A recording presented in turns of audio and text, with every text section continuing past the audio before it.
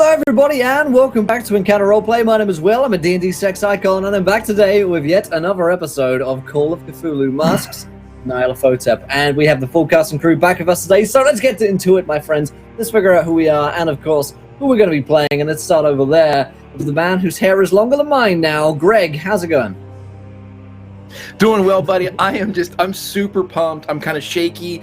I'm drinking a Coke in honor of past friends, and I am ready to get in with my current gang as we travel through Peru, find some stuff. I'll be playing Marcus Jordan. You'll meet my wife next. Let's play some Cthulhu. Let's do it. And of course, we have Lindy with us tonight. Lindy, how's it going? Super spiffy. I am pumped. I've been counting down the days and hours to this week from last week. I will be playing Catherine Jordan, lovely trophy wife. And that's all. And of course, we have Redundant Gay with us tonight. Tom, how's it going, my friend? Yeah, it's going well. It's going well. I'm really excited. I kind of missed the countdown, so I was caught unawares. But yes, very excited to do this. I'm playing Dr. Lucian Ernest, and let's start. Awesome. And of course, we have Mr. Jonathan Pruitt with us tonight. Pruitt, how is it going, my friend? It is going quite well. I have been waiting all week. I was sorry to have to bow out a little early last week, but you know, being an RPG celebrity is hard on the social life and on the professional life. So I look forward to reprising the role of Kaskov Romanovich, everyone's favorite Russian weapons dealer, and we'll see if we can't kill somebody this week, because certainly wanted to last week. Absolutely. And of course, last but not least, we have Don back with us tonight. Don, how's it going? It's excellent. I can't wait for today. I loved our first episode last week, and I love all the characters so far, even though I don't know what exactly is going on with a few of them. I'm really excited to play Tennessee Gray, amateur explorer, and you know, a little bit more what he looks like than most of my characters are. And we'll see if I can help us avoid killing anybody this week. Let's see about that. Great stuff. So before I remind you guys of what happened last week on the show, I remind you guys that we are sponsored today by Call of Cthulhu Chaosium to play through the Masks of Nyarlathotep, which you can check over on chaosium.com. It's an awesome adventure which spans over many years with a new chapter in this edition. Which was pretty awesome that we're playing through right now, the Peru chapter. So definitely check that out. And of course, our usual sponsors to read off here are fancygrounds.com, our virtual tabletop of choice. All the rolls, tokens, maps, all that good stuff are on fancygrounds.com. You can try out the demo version there for free. Then, of course, we have whalengames.co.uk, the go-to destination for tabletop board games, war games, minis, all that good stuff, and up to 20% off the retail value. Last but not least, tabletoploot.com for your dice needs. They give away some dice here every game on Encounter Roleplay, so stick until the end and you'll be in for a chance to win. But more pertinently, let's get to the recap for last week as our party set off to Peru, starting in Lima, where they were going on an expedition to find a ancient Peruvian temple or pyramid somewhere within the Peruvian mountains. Now, they were each bring a set of skills to the team that their employer has, Mr. Augustus Larkin, has brought them along for. He is with one De Mendoza, who is a sulking and more suspicious figure, it's safe to say, whom the locals call a Kharisiri, a fat-sucking vampire of legend. His reputation is grim, but Larkin travels with him, and of course, he travels with a new friend, Jesse Hughes, who's a local sort of folklorist. However, Jesse turned out to be a little bit more. He's actually Jackson Elias in disguise and suspects that Larkin may be up to no good and possibly leading the party into danger. They started to become a little bit suspicious. Koskov is looking for his sister, and he learns that actually his sister may very well have traveled with Larkin on a previous expedition and never returned to the temple, which is definitely worrying.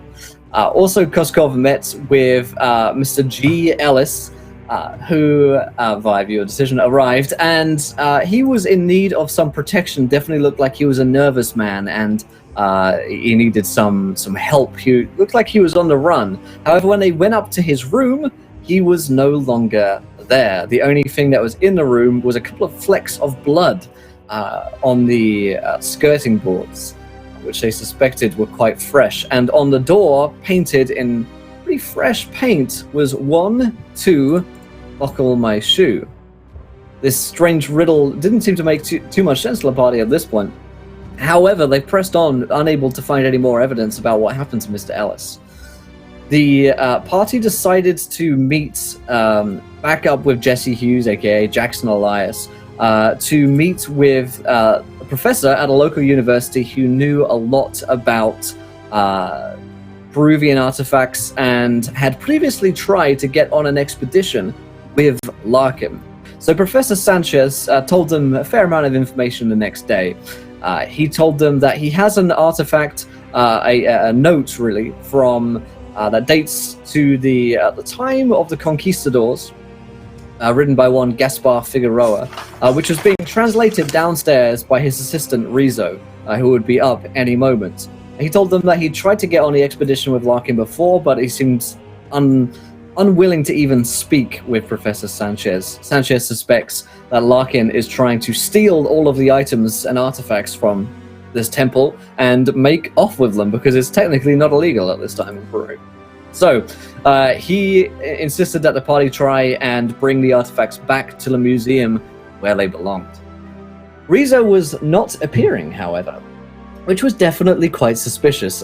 Going downstairs, they found poor Rizzo dead with the fat sucked out from her body, with deep gouges in her neck, clearly being murdered by someone as long as about 12 hours ago. On the door, in black paint, read "Free for shuts the door." However, this paint was fresh, much fresher than Rizzo's body, so either the killer waited a long time with the body, or there is a second person who is going around and writing the painting on the doors. They pressed on in their investigation, now very concerned about De Mendoza and Larkin. However, they decided to travel with them all the way to Puno, which was a 3-day travel, which is the next city that they're stopping off at before they head off their expedition proper to the Peruvian mountains in the Alps. But as they got there, they decided to do a little bit of poking around, and our average trophy wife, Catherine Jordan, had a little run-in and went and listened to Larkin and De Mendoza's door. She couldn't hear De Mendoza saying anything, but Larkin seemed to be replying to him as though they were having a conversation. And Larkin said a couple of things, and essentially said that he is very concerned about a man named Dunsborough being in the area, and that they should both be on the lookout for Mr. Dunsborough. We don't know who that is yet, but Catherine seemed to recognize the name. So, that's where we're kicking things back off again today. We're in Puno in Peru. The year is 1926, and Catherine Jordan is inside a hotel outside the room, having listened in to Larkin and De Mendoza as they enter into a rest, basically in full silence across the room. It's late, probably around 9 p.m. at this time. Catherine, what would you like to do? Find the unmute button. Catherine is gonna sneak very quietly away from this door she just dropped some eaves on, and go back downstairs to where she knows everyone else is waiting. Yeah, you find the team back downstairs in the sort of hotel lobby. Yeah, because I know we had talked about following them or finding out what room they're in. What room number was it that they walked into, by the way? Well, I didn't get that in my notes last week. Oh boy, did someone write that down? I can have that for you in like 2 minutes time when I find where I wrote it. Sure thing. I would tell them the room number. Well, they're in this room. I went upstairs to powder my nose and saw them walk into there. And also, it was kind of a bit strange, they were talking, but they weren't really talking. It was more like Mr. Larkin was just talking to himself. He was acting as if Mr. de Mendoza was replying.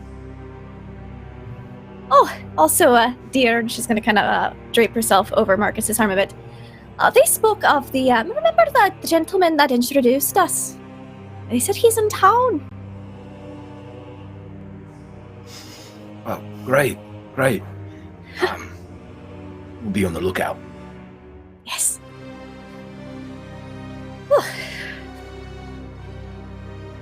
Jogged rooms. Well, now have... Us? But... Did they say anything else? Anything we should be concerned about? They mentioned, it was a bit odd, they mentioned paint. Wet paint, fresh paint. Something kind of eerily similar to what we discovered earlier today.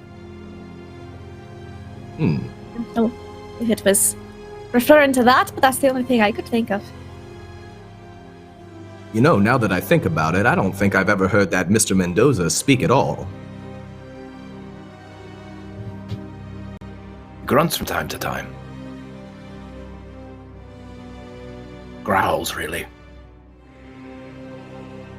Arrgh. Now I'm beginning to think these fellas, they might not have our best interests in mind. I think, obviously, we're being wary here, otherwise we wouldn't be listening in on their conversations, but I think before we get rooms for the night, we might want to discuss what our next move is, just the six of us. It's about that time that Russians in the Koskov... trunk. Koskov comes walking back in, just like looking at this bottle, and he just kind of throws it outside, and you hear it shatter. It's like, ugh, this vodka is shit. And he finds y'all. Like, why all you have these faces? What are you talking? On with them. Well, Kos, we Dear- were discussing our next move, and I think Catherine here overheard a conversation that you might find very interesting. They mentioned Stasha, my sister. I didn't hear them talking about your sister, no. They did mention something about paint. Wet paint, fresh paint. So we thinking they are worried about paint? Or they are, how you say it, perpetrators? Oh, that's a tough one. It's hard to say. Also, it was a bit odd that de Mendoza fella, he didn't say nothing. But there was, Mr. Larkin was acting as if he was in a conversation with him. Perhaps he talked with his hands. Maybe. It's a good theory. He could be deaf. Ugh. Maybe that's why he hasn't spoke. Yeah, but he grunts in Perhaps. response to things. Perhaps he is mute. Mute. Yeah, mute. Perhaps someone cut his tongue out. Now we're taking liberties with the story. Sorry. One Bless can you, dear. dream. Oh, thank you, dear. One can dream. Apologies. So, Ed Kaz kind of like looks around conspiratorially. When are we planning on taking care of this Larkin? I already know he lied about my sister, and I would like to have conversation with him. Well, Mr. Romanovich, I think that might be a little dangerous. We are amidst a lot of his men, and we are in the middle of a town where the authorities might not look too kindly on that. It's true, but we will be in jungle soon, away from authorities. Well, that's true. We will be in the jungle soon, but we'll also be walking into whatever it is Mr. Larkin has planned for us. But do you remember that conversation we had back in Lima, where he spoke of a boy and his grandfather. He showed us those two artifacts. Ah, That boy was from this town. And that boy Hmm. knows how to get to the pyramid. Here's a counter proposal for you. Maybe we tie him up, sabotage him, set him up, get the authorities on him, and we steal away tonight, just the 6 of us. We go to that pyramid, we speak to this boy first, and if your sister's there, we can get there without falling into whatever trap or plan he has set out for us.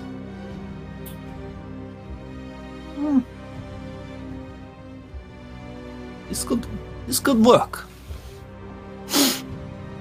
It depends if he's friends with the local law enforcement. If he has these police in his pocket, then there's little we could tell. Who would we go to? We're too far away from the main government. Oh, You make a good point. If this Well, is I his think- stronghold, I mean, that's what we're saying. That's why I think should wait till we are in jungle, away from all of these.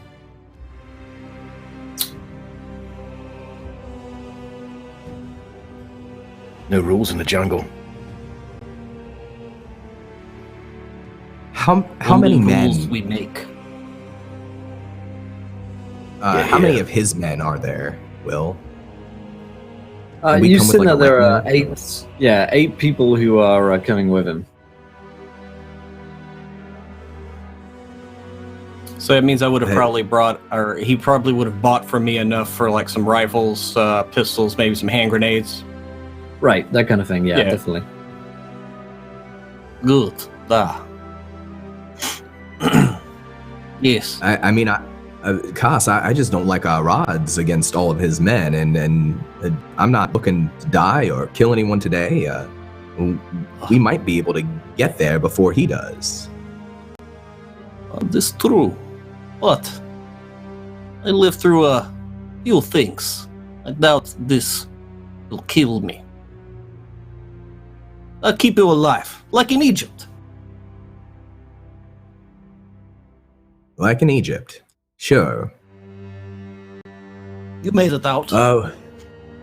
But Doc, what do you think about all this? How do you weigh in on this situation as a man of science and learning whose intelligence I greatly respect? So, do you have any ideas? And you can see he's visibly uncomfortable with the conversation that's going on, and he takes a gulp of his drink and he goes, well, I think that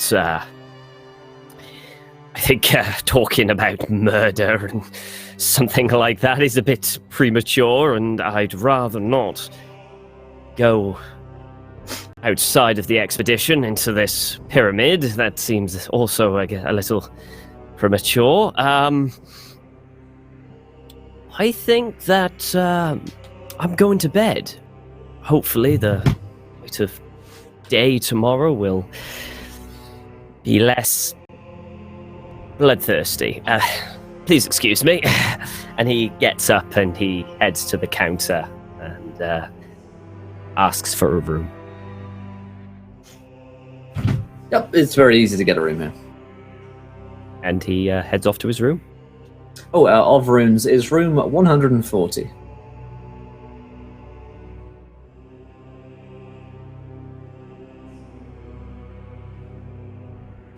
For Larkin's room, that is, not Lucian's. Got it. Well, Mr. and Mrs. Jordan, what are your thoughts on the matter? How do you see us proceeding?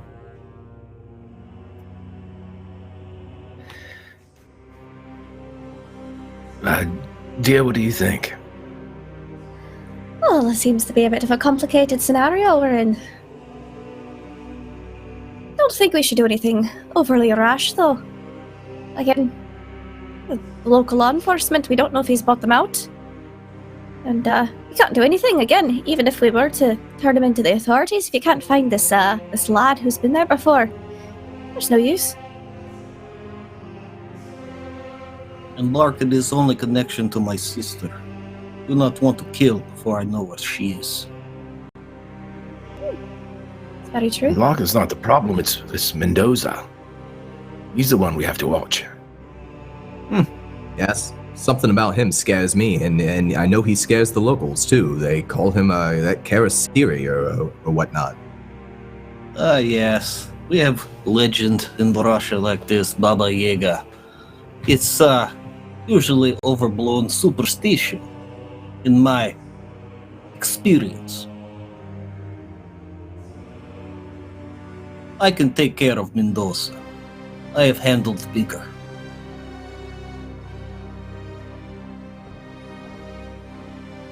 Well, there we have it. All of our options appear to be on the table. There we have it. Maybe it's at least worth trying to find this boy before we leave town in the morning and see if maybe he knows something that Larkin hasn't shared with us. And if we look for this boy and tilt our hand as to exactly what, don't you think Larkin will understand that this is the boy that knows the way, and we might be looking for a double cross? Maybe he's already taken care of the boy. If we do it, we should do it one or two of us, not all of us.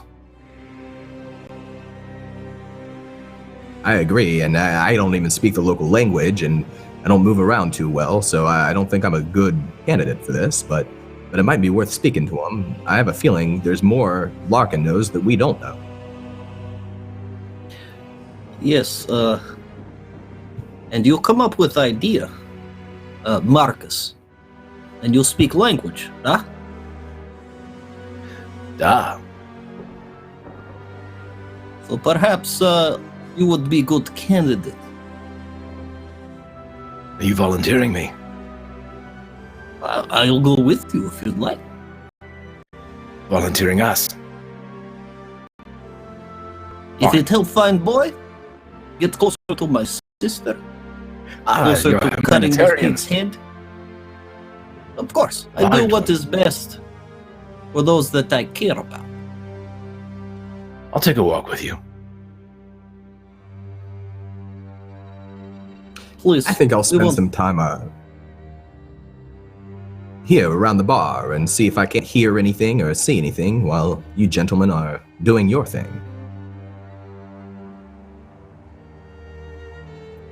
This is good. Will your wife be okay by herself? This is strange lad, no? Very strange. Sweetheart, let's step aside. We'll talk privately, and I will tell you what how to protect yourself upstairs in a room. Let's talk. And then Kaz is going to go to the bar with Tennessee and order a couple shots for both of them. Okay, so Marcus and Catherine pull off to the side. I couldn't say no.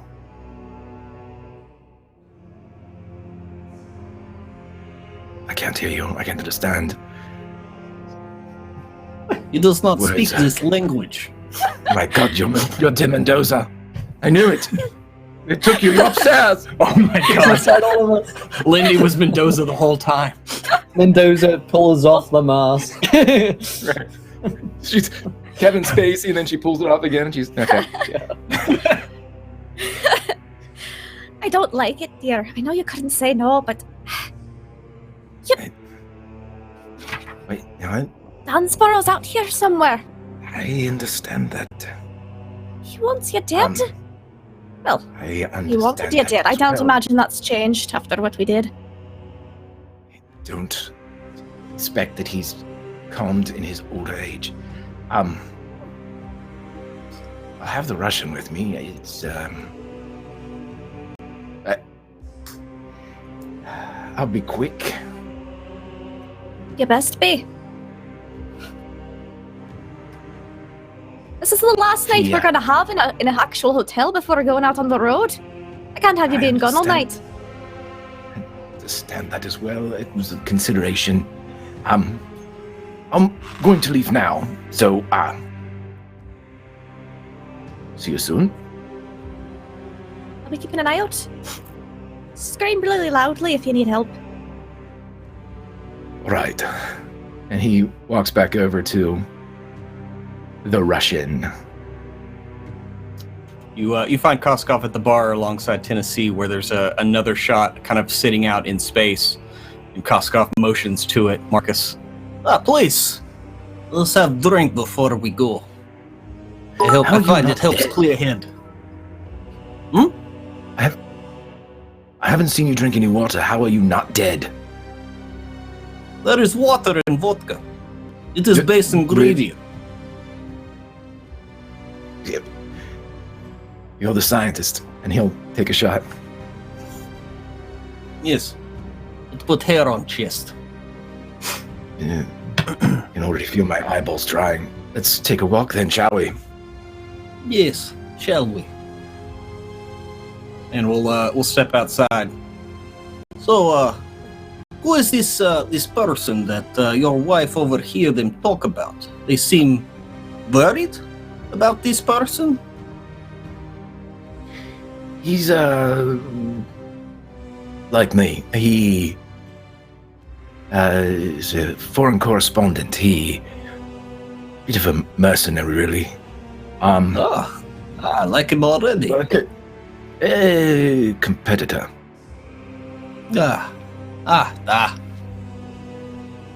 Good, healthy competition. Keep you on toes. Huh? Sure. Let's walk quickly. Sure. Sure.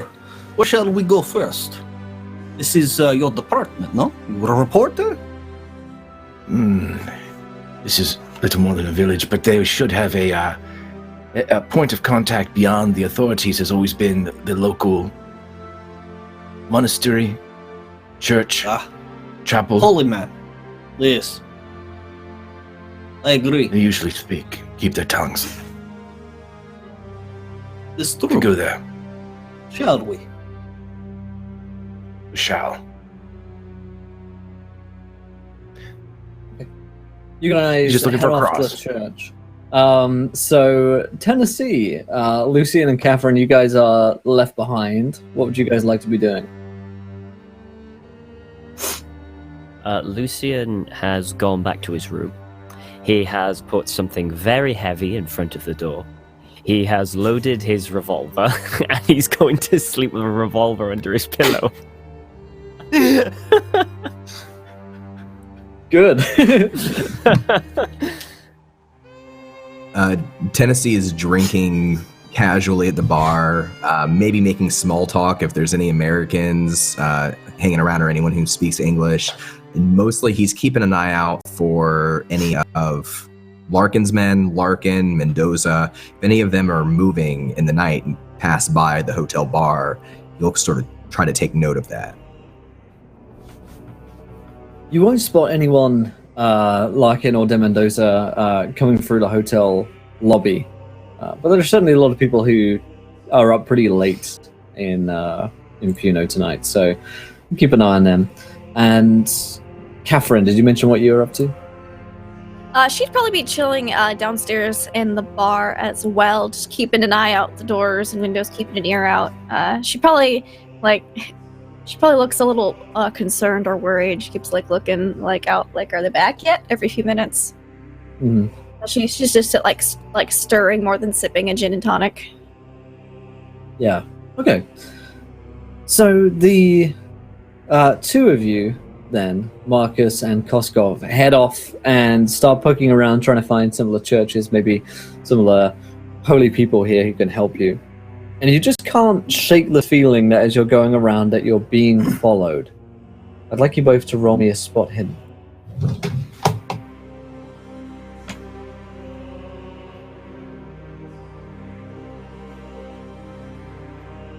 Uh, 21. All right, I got a 21 on a 24. Yeah, so I got a not an extreme success, but a good Hard one. success. Okay. Oh, sorry.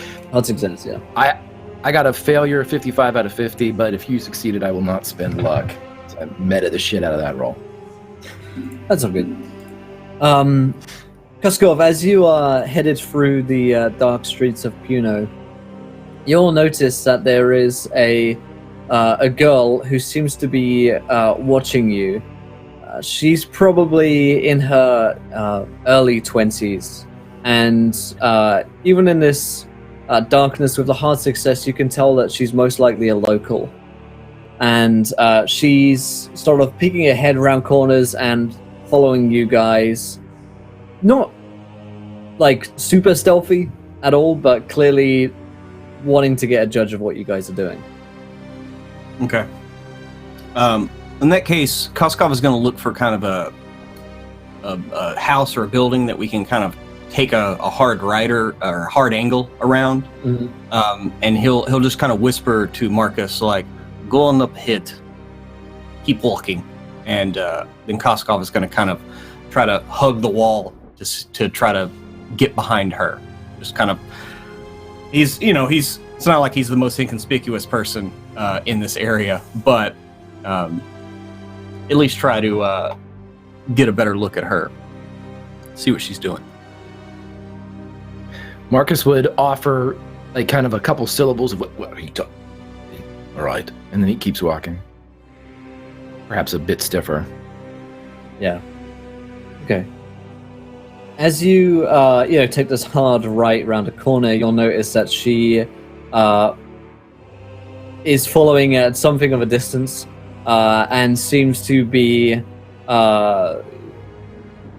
She's not armed. She seems to be, like I say, woman in her early 20s, who, when no weapons on her at all, probably looks a little bit thin. She doesn't look like a danger, and she's sort of confused when she can't see you. She starts looking around, and then she starts poking down the alley that you guys are like hidden down. Okay. And once she starts doing that, I'm just gonna, "What can I do for you?"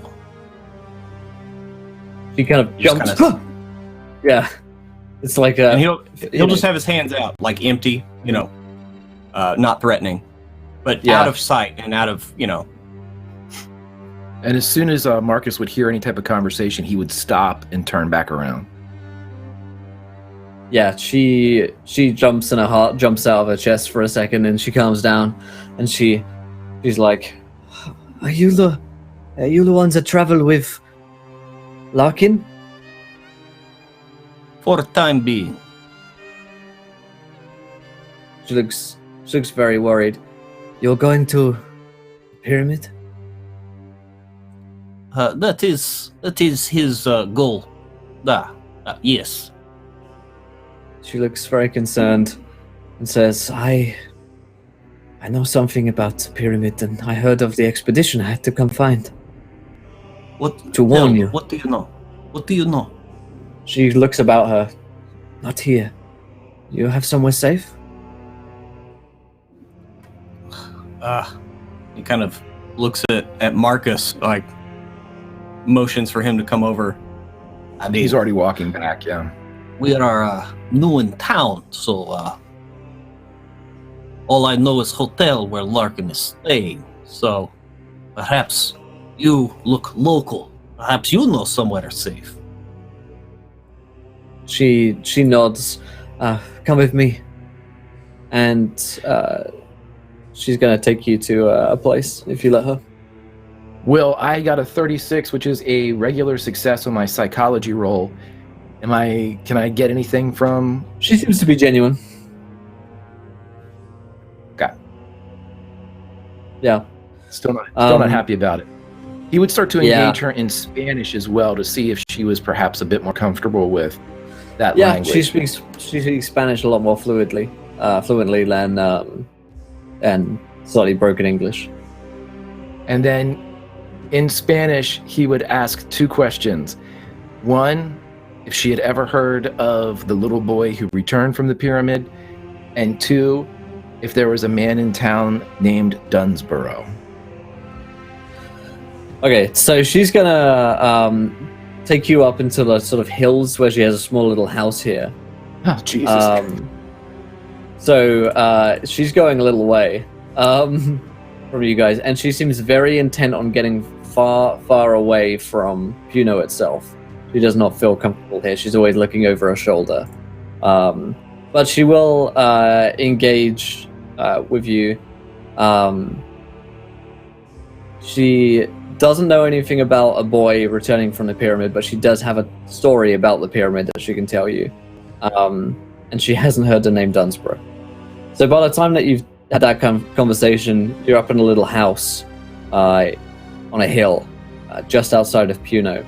And she sits you down and gets you some food and some drinks, even though it's pretty late. And she says, sorry for coming so far. I do not trust the streets at night.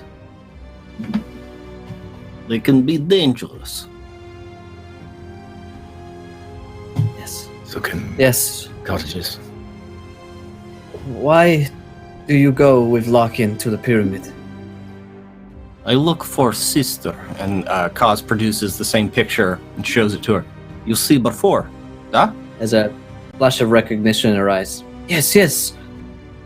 A girl, she went with Larkin before. How long exactly?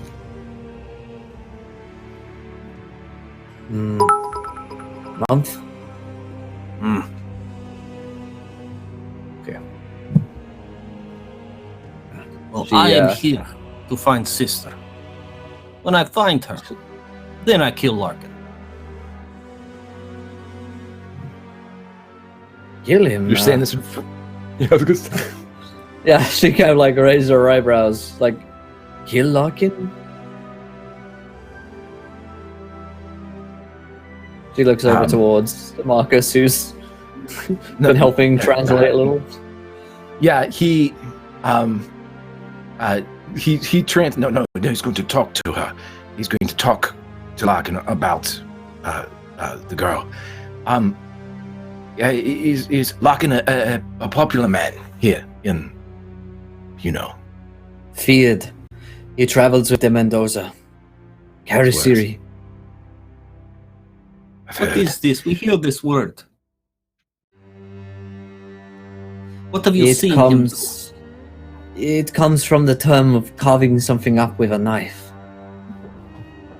They are known through Peru and Bolivia, but their names change from region to region.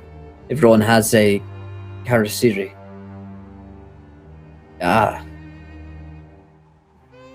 Normally they look, and she points towards Marcus, a bit like you, tall white man. Hat. What a coincidence.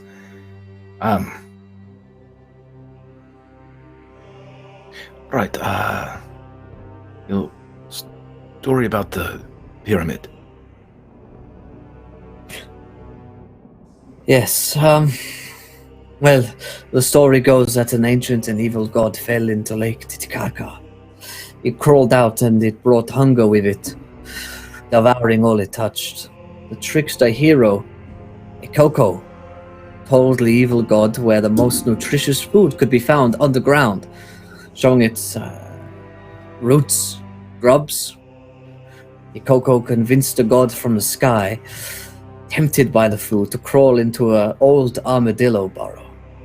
Ikoko told the people that this was now a sacred site and had them build a temple over it, binding it in place with spells worked in gold. The god from the sky still lives underneath the temple, or so the story goes, and those who know of it are wise enough to avoid the tomb. This is why few people from Puno go anywhere near the pyramid, though most people have forgotten it. I first came across this story from a man who claimed to have seen a Kharisiri. He was sick and weak from travel in the jungle without food, and his body was waist thin. Cuts on his neck. He told me this tale. I am something of a healer here. try and help, but I could not help him. He told me this, and ever since I swore that I would stop people from going to that pyramid. Or there is nothing good to be found there.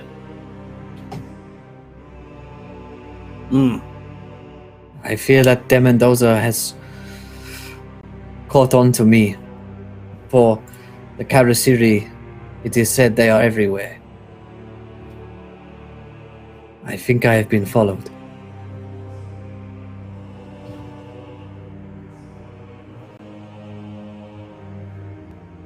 Will, who was the person that we had heard? We heard a portion of this story. We heard the person coming out with the sickness and the wounds on the neck. That was not but that was Figueroa. in 1543 with Gaspar Figueroa. Yeah. So there's no way Gaspar Figueroa could have made it out and just arrived recently, because Nera's like 20. So maybe there's someone else. Very who also similar came up story, with though. Very similar Yeah. story, for sure. And also, De Mendoza was named in the Gaspar Figueroa 1543. He was one of Gaspar Figueroa's companions, although it's not an uncommon name. It's likely just a same, like an ancestor or just someone who happens to be related. I'm sure it's just coincidence. We can put that bit of information to rest. Sleep easy tonight.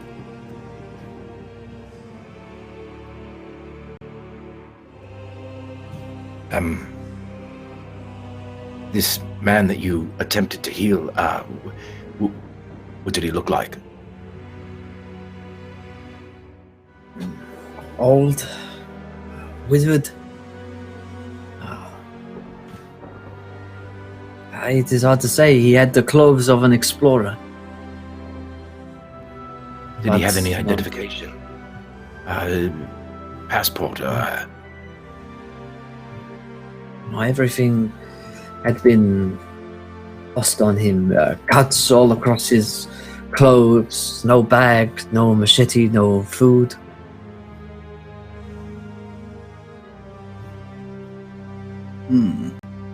But he claimed to have come from Pyramid, though. I saw the look in his eyes. There is no doubt in my mind that he had seen something there. I've seen people lost in jungle before and wounded, hurt, that kind of thing, but this was different.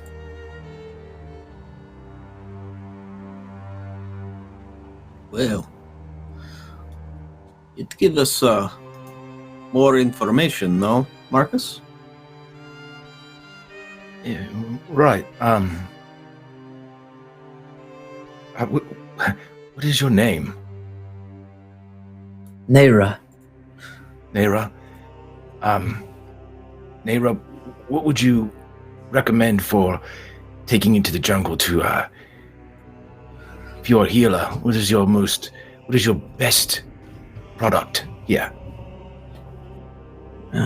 Perhaps we could, buy something from you for your help.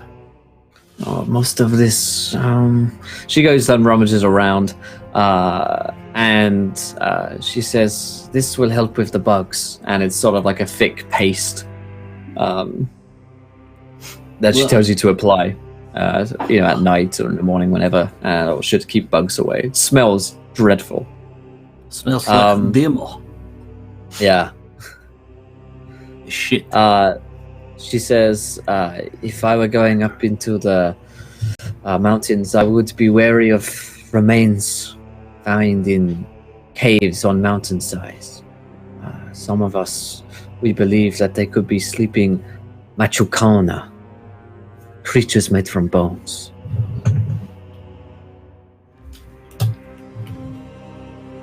Thank you, Nera.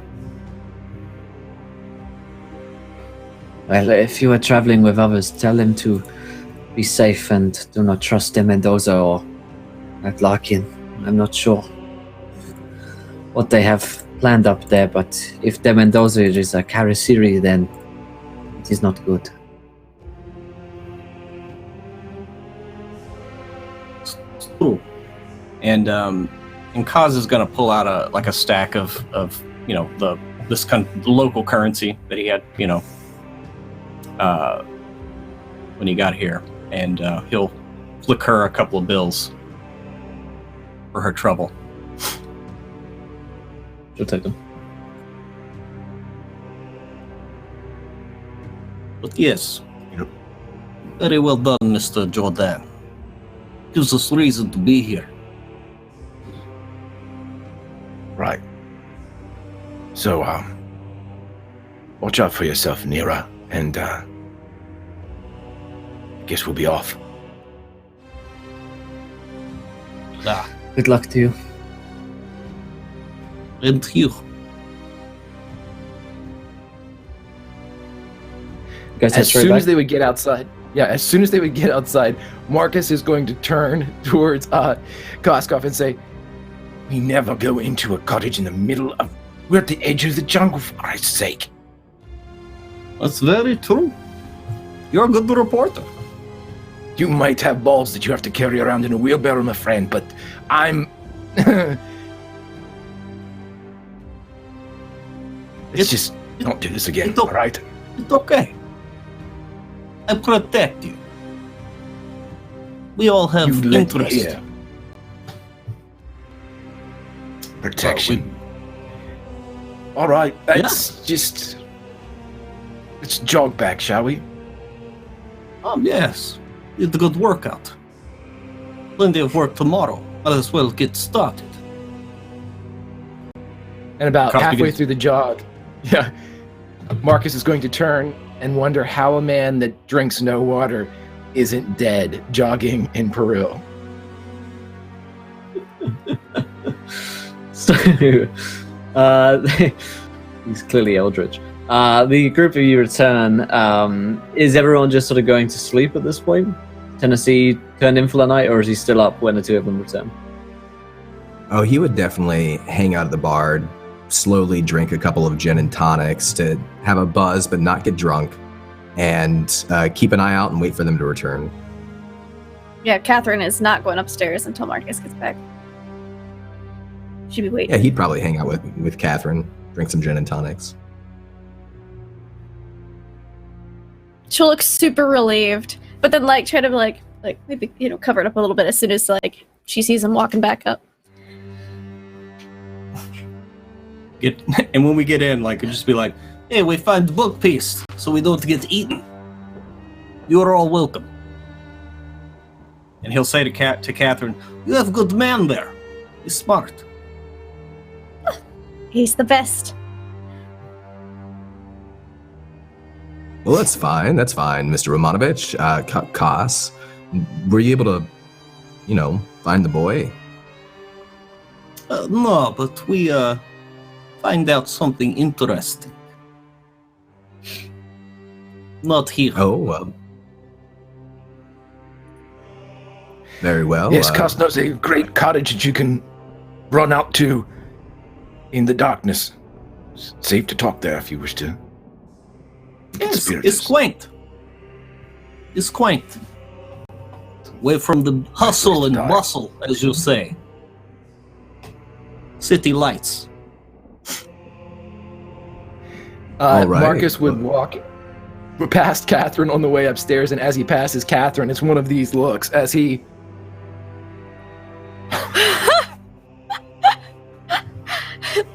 She'll kind of hide a little smile and be give a sympathetic it's they're there, you're alive, everything's okay, pat rub his back.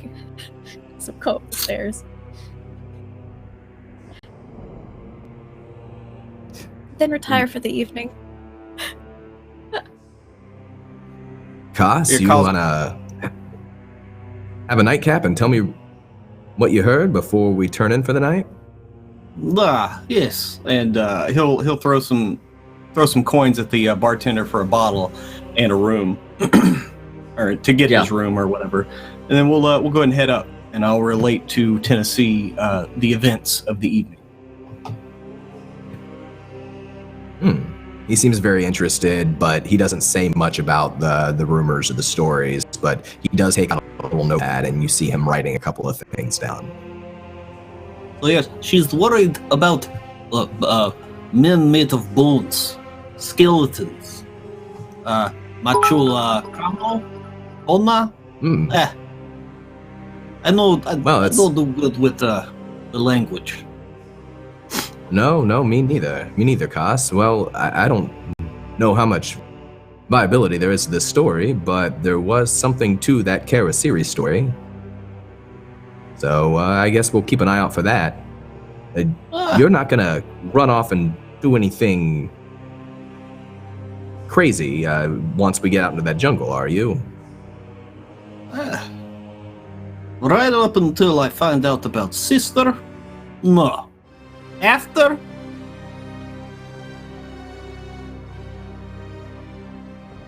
no promise. Well, all I ask from you is this: is that we communicate with each other and work as a team.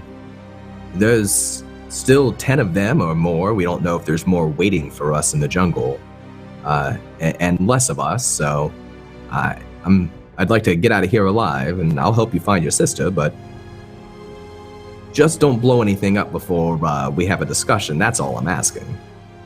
Yes, we will have discussion, and then blow things up. Well, and maybe there's an alternative solution even. We'll get there when we cross that bridge.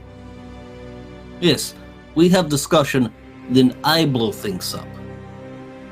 You don't have to, I understand. Not everyone built for violence. Well, all right then. You take care of yourself, and if you need anything, you just give a knock on my door. I don't know how well I'll be sleeping tonight, to be honest. Do not worry, I am a light sleeper. Anything comes, I'll let you know. All right then. Well, good night, Kos. And you, Dynasty. On this bombshell, Redundant UK, Lucian has a wild magic surge from Mr. Pope Deadpool. Sweet dreams, Doctor.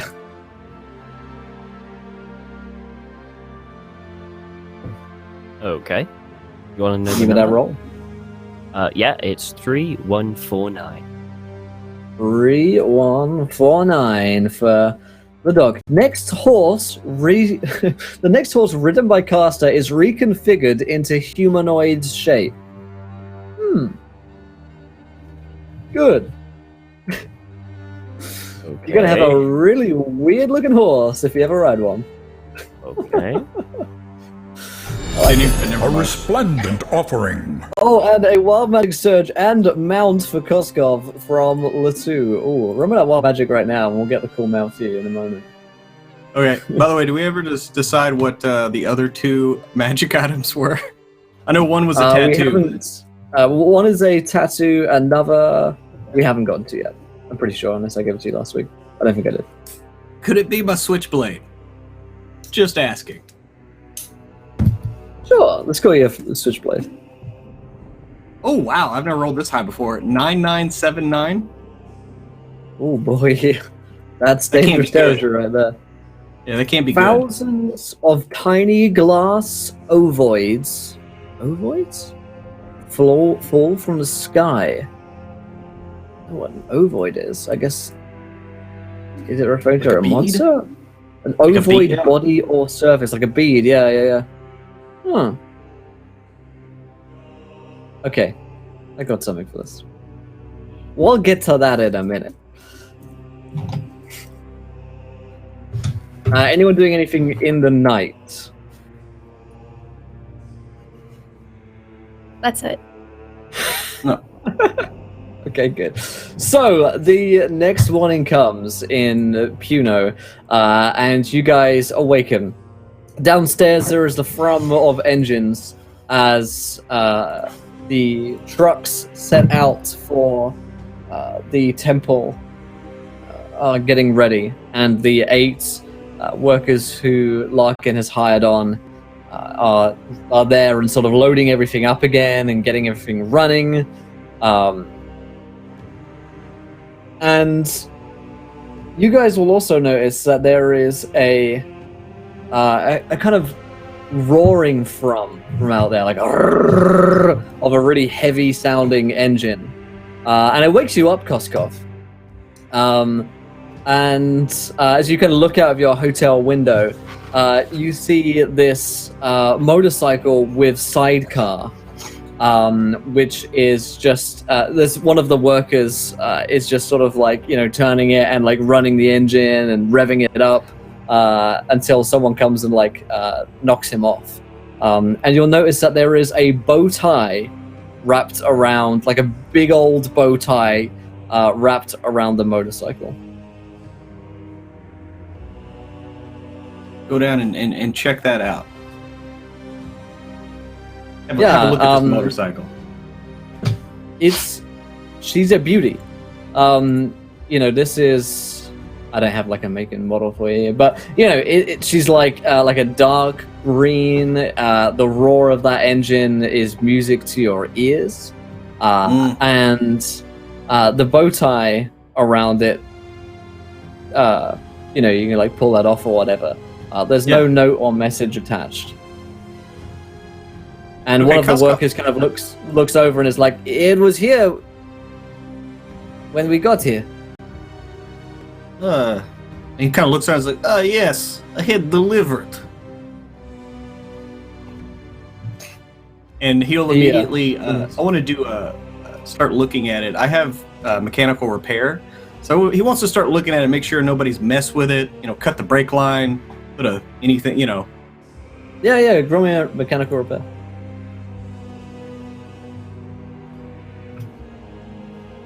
Wow, I rolled an 8, so that's an extreme success.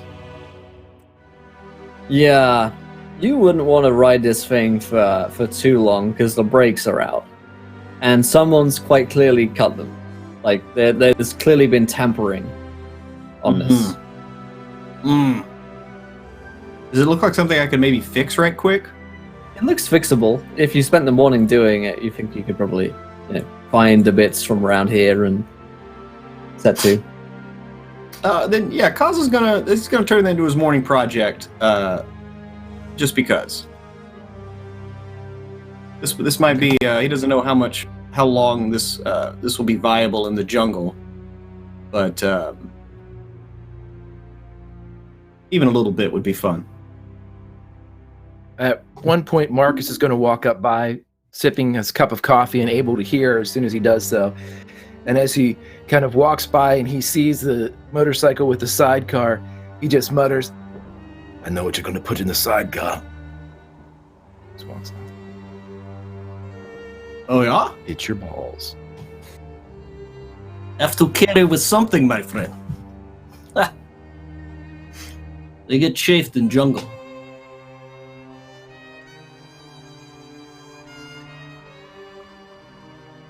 So the rest of you wake up as well, and you probably come down into the staging ground to see that Koskov is working on this new machine.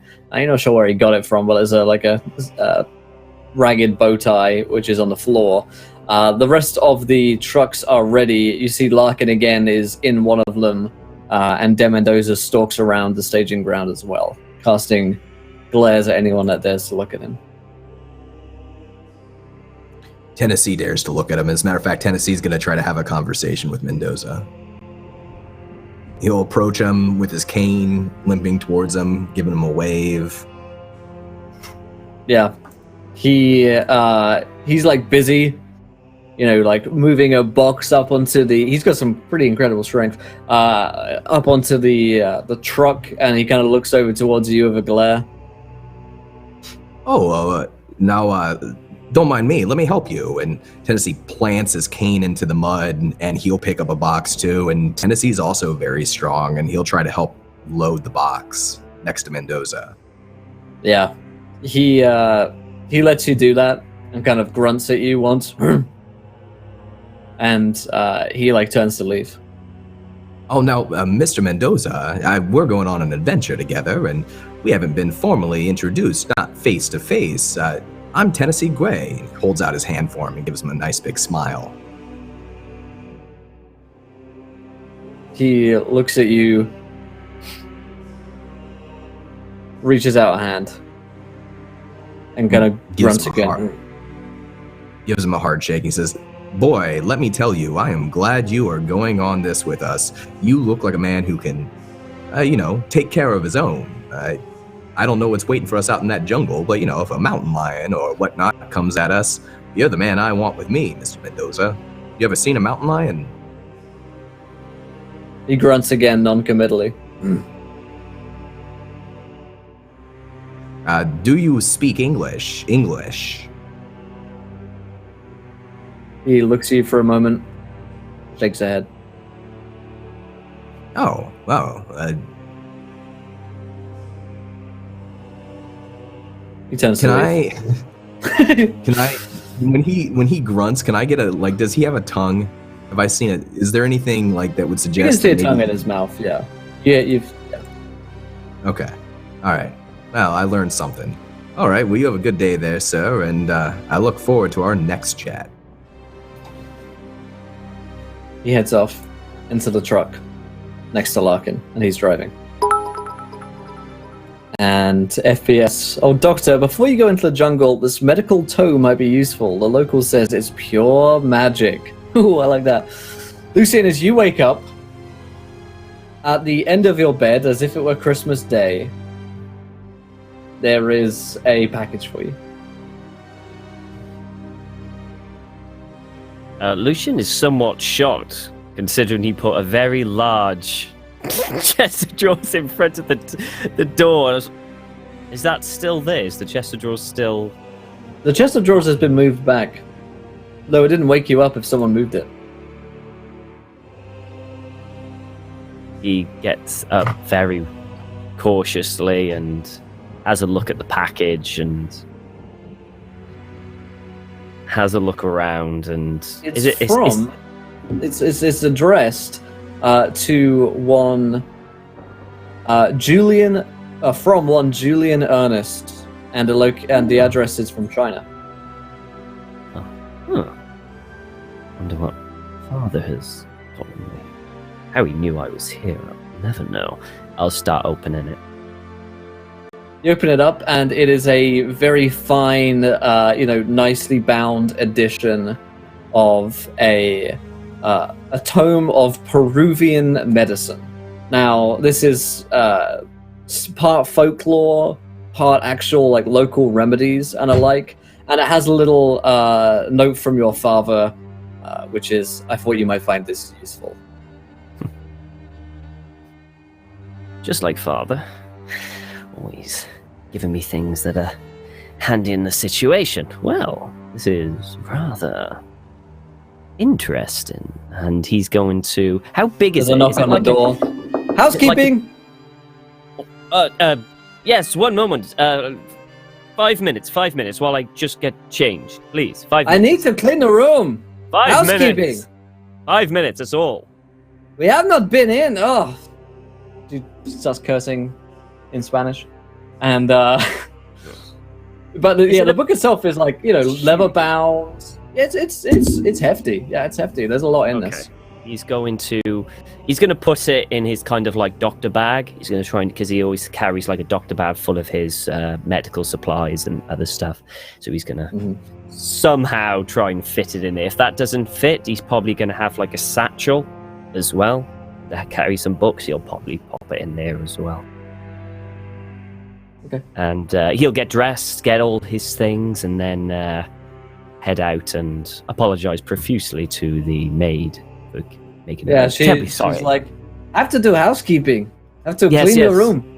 Yes, of course. I'm terribly sorry. Look, here. And he'll give her some money. There's tip. Thank you very much. Sorry. Again, terribly sorry for keeping you waiting. She he heads downstairs. Calms down a little bit and heads in. And you head downstairs. So I think it's just Catherine who's probably come down with Marcus as well this morning.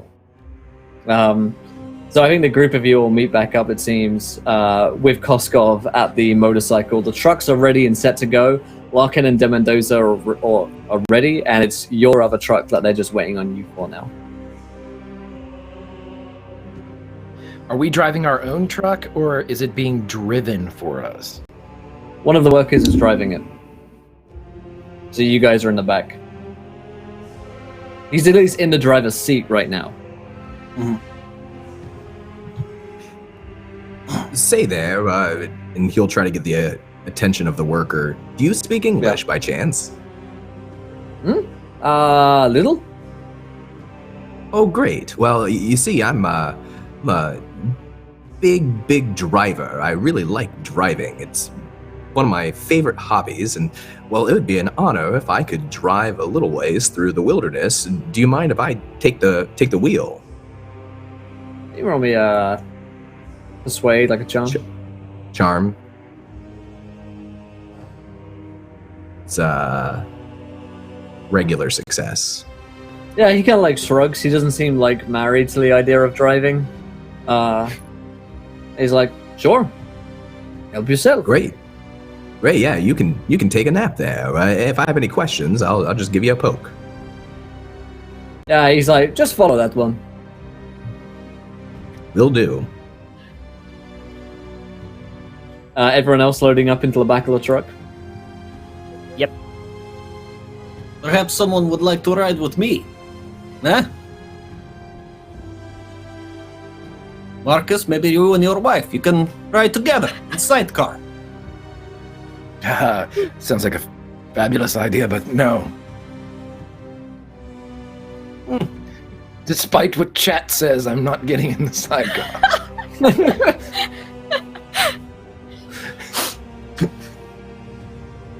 All right, then.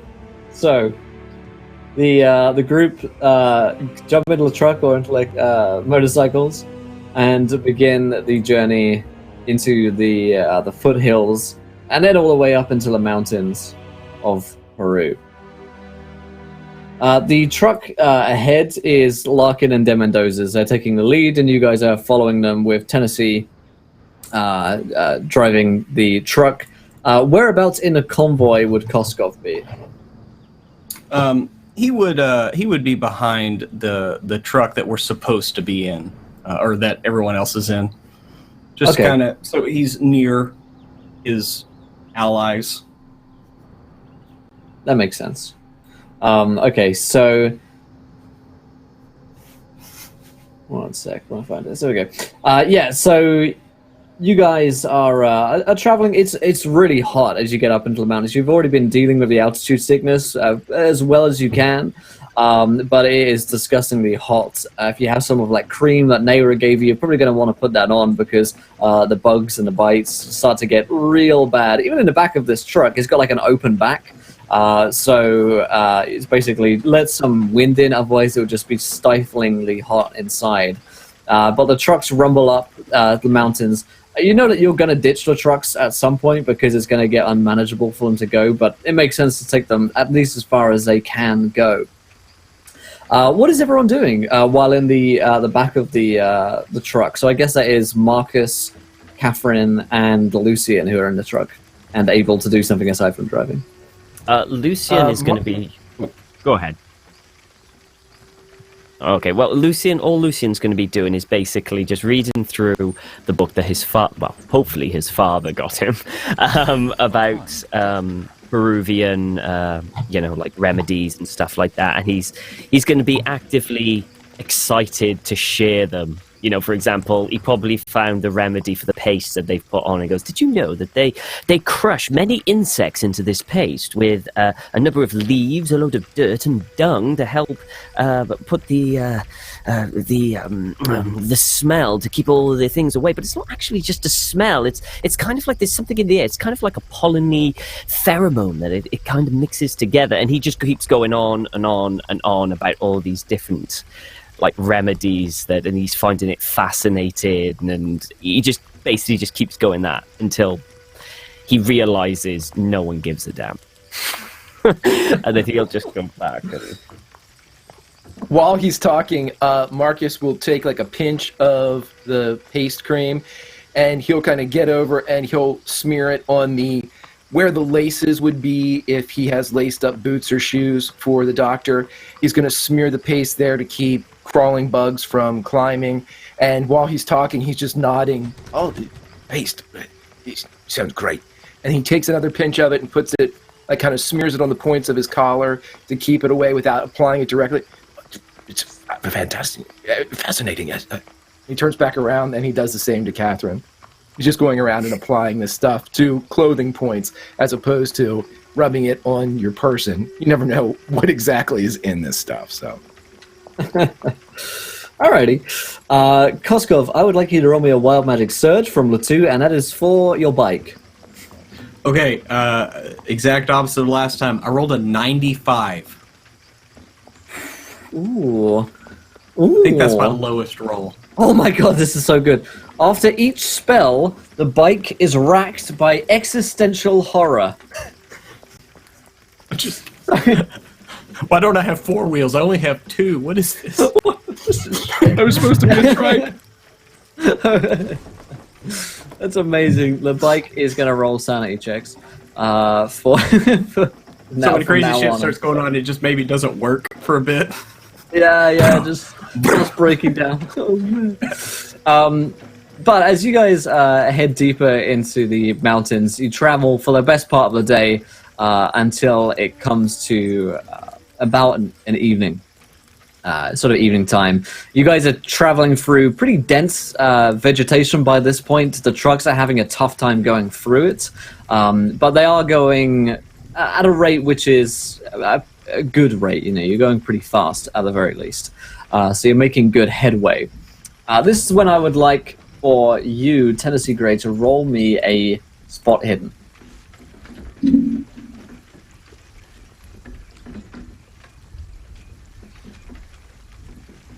That is a failure.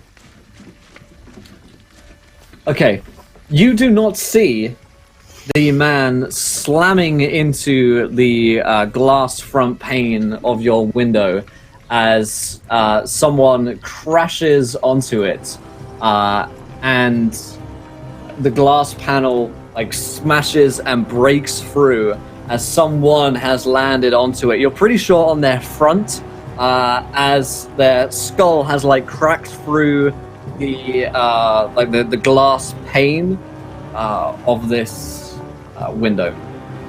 And I'd like you to roll me a drive auto. That one's a success.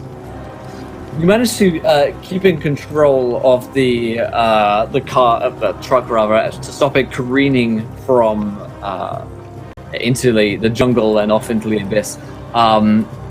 And you're like managing to maintain control. There are shouts from the rest of the workers in the truck at this point.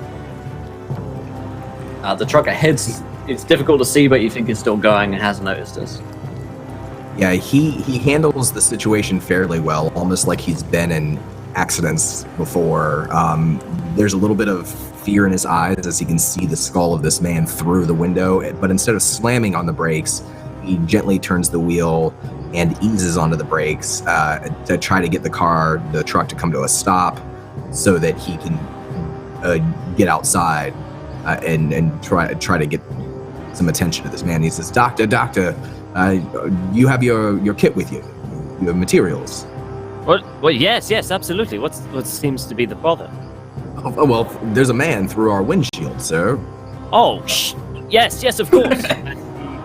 Kind of pops his hat up, jumps out from the back, and starts running around the other side. Absolutely. As you run around the outside and you get out into the jungle, you step into the wet and sort of almost marshy grounds. The truck ahead has disappeared around a turn and is lost in the forest. You see this man. He has fallen through on his front. Is like wearing a simple shirt and like trousers. Not uncommon of someone from around here or someone visiting. So it's a local?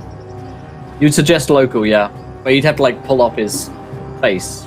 You know? Well, yeah. So Lucian's gonna go around the front, jump onto the bonnet, and examine examine to see. Well, one, is he still alive?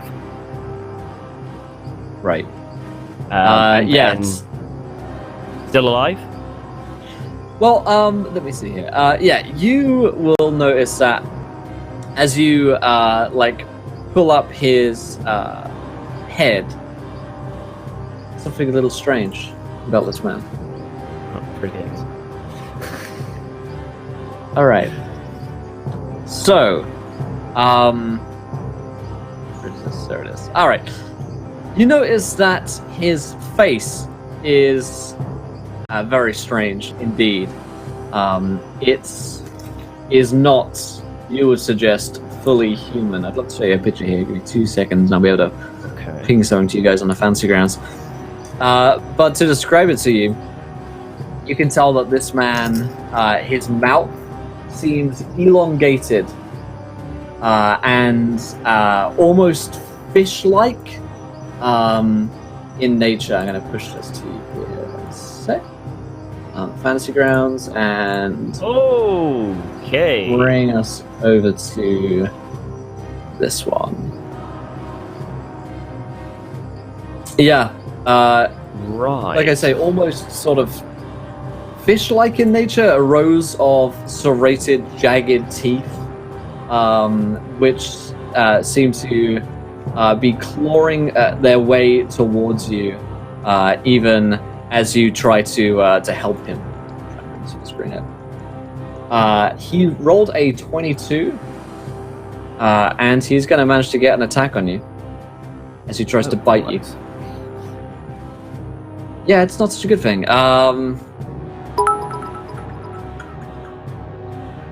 Grab bite, there we go. Boom. Oh, and thank you to Jill, a wild magic surge for each of the Jordans. Why don't you guys go ahead and roll that while I do this? 6 wounds is what you take, Lucian. As this man, his mouth barrels into the side of your hand or your arm as you go to help him, and he just begins to serrated attaches on, and it begins to slurp with a wet, sickening,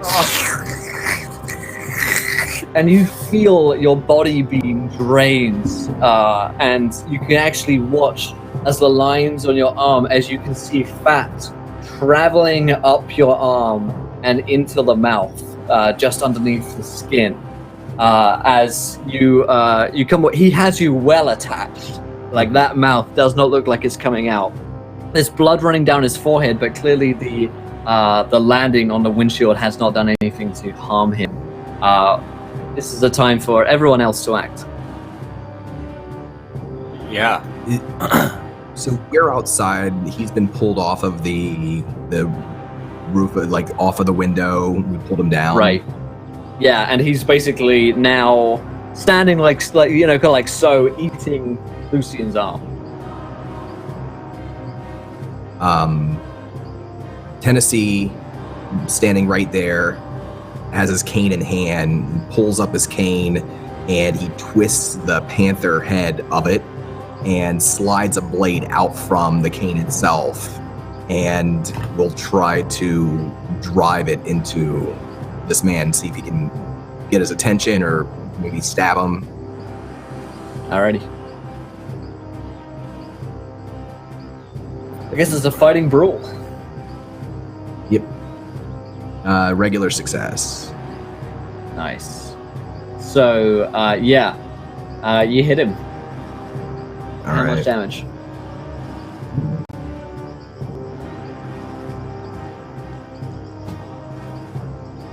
For 7 damage. Nice. You hit him pretty good. And this dislodges his face from Lucian's arm. And just kind of like clobbers into him. And you just see teeth going flying and an unearthly hiss from this man. And seeing all this kind of Tennessee action, call out. yeah, I mean, after stopping, Koskov would have kind of pulled up around the truck and everything, as the doctor was investigating. Just kind of, I would imagine the bike at this point is just kind of doing a slow roll.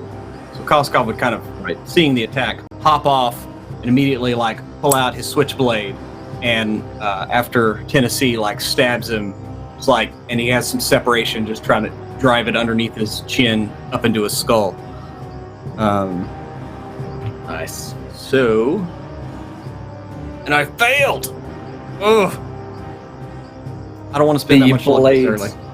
Yeah, the blade sort of like dashes upwards, but he manages to get his face away in time. with an uncanny speed. Fucking seeing. Jordan's, Lucian, what would you like to do?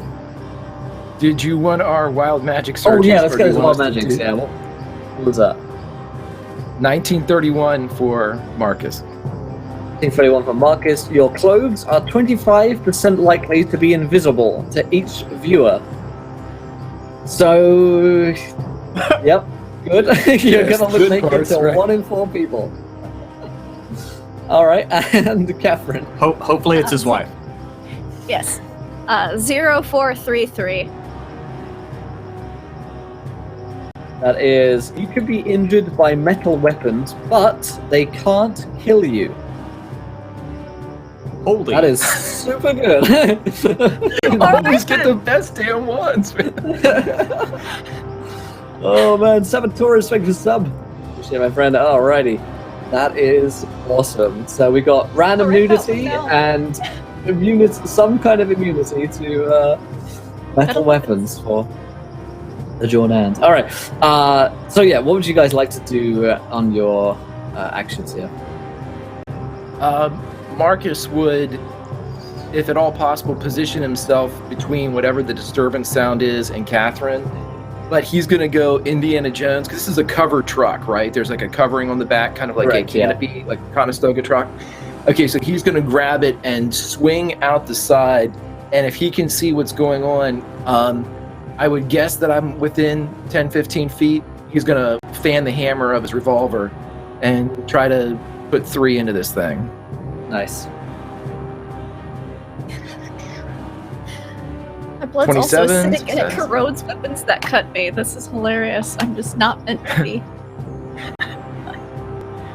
27, a hard, 50 success, and a failure. So 2 successes for 8 and 8, 16 damage.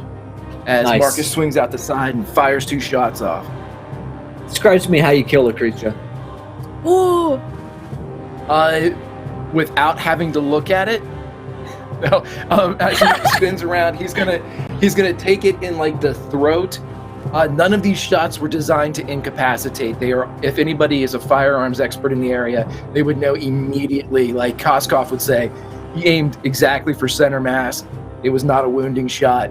As it goes throat and it goes forehead, as he just tracks the shot up. The third shot, as it's falling, would kind of part the hair. It would have taken, but second shot killed it. Awesome.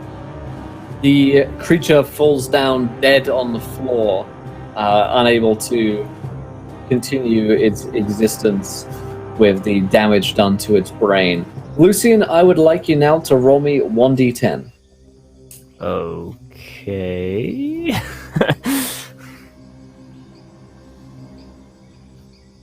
Oops. What was?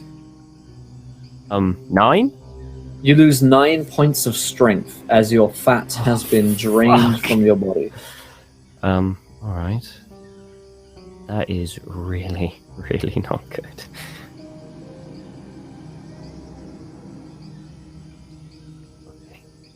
As the man dies, I would like everybody to roll me a sanity check. Matt 20. Yeah, same.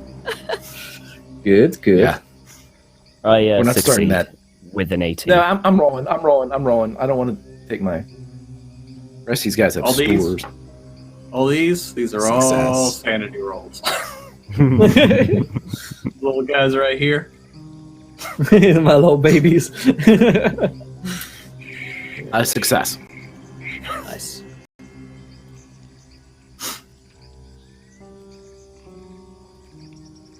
Did anybody fail? Congratulations. You lose 0 points of sanity. This, as you see him dead, his face has changed and he looks completely normal in his mouth. And it's almost as though your mind has played a trick on you. And you saw something monstrous before, but maybe this man was just rabid and crazed and somehow survived being hit by a truck, falling into a window screen, and then decided to bite Lucian. But there's no way he could have had a mouth like that, surely. See, Jordan. This, why I don't drink water. Something in water here. Oh, where did he come from? Did anyone else see where he came Driving. from? You're the one Where driving. did He the didn't- other... He just They're in the back. popped up on the hood. The doctor, The are you all right? locals coming out, there are four of them with you, and they point at the creature having seen what's going on. Kharisiri! Kharisiri! Ah! And they are running. They see Live Man, and they run. Are they running in the direction the other truck drove towards? Or are they running Well, they're from where running we back came? out the jungle. They're not even taking a truck. They're just like And you we see. all run with them. End of absolute game. fear. Yay! No. Yeah, you see absolute terror on these men's faces, like they have seen a ghost. It's actually massive. No, F that. And then we just get out of here. At Yeah. this point, Nah. Okay, we're done. Must have Nyarlathotep. Nah. at this point, Lucy got basically. Is it a tourniquet you put around the thing to stop the blood?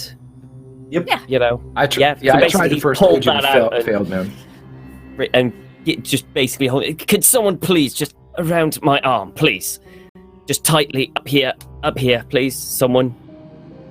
Oh, Give it a shot. yeah, All I sure. want is put it on tight. I failed my Please. first aid. I can't help. And while they're attending to the doctor, Kaz is back looking at this man that attacked him, just kind of looking, not really trusting what he saw with his eyes, because he's never really seen anything, supernatural. So he's running it over in his head, but he's looking at the shots, and he'll look up at Marcus. He's like, You have a good eye. "Good shot." Some would say I have two. Yes, you did shoot twice, yes. Apologies. I'm going to first aid myself, Will, and I got an extreme success of 6. Ah, congratulations. You heal for 1 wound, Hey. and each day you will heal for 1. So he's going to get the tourniquet, and he's basically going to put kind of like this powder over the wound. Does the wound look like a normal, or does it really look like what we thought It it was? is soporious and seeping. Okay, yeah, in that It's case, yeah. almost wet. It's very similar to the one that you saw on Riso. And he is so he takes out, he gets to kind of suck up some moisture with this powder, and then he takes out like this like little vial, I suppose you could say, and he breaks it, and kind of like this sterilized silk comes out, and he kind of gets a needle and thread, and basically he's gonna and he's gonna really struggle to do this, to the point where sometimes he has to stop because of the pain, and he is somewhat struggling doing this on his own.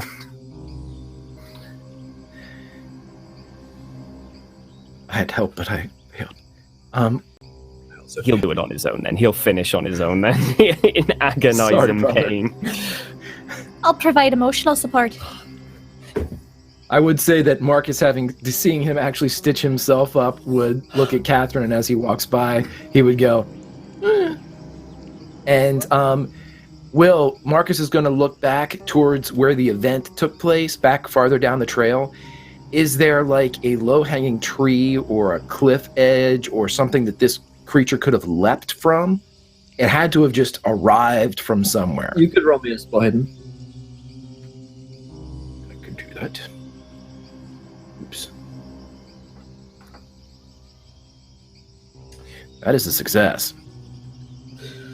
I mean, the problem is there are trees everywhere that are low-hanging enough for him to have jumped from, so you couldn't pick out exactly which one, because the truck kind of crawled to a hole some way up. But there are plenty of places that someone could have jumped from to achieve what he achieved.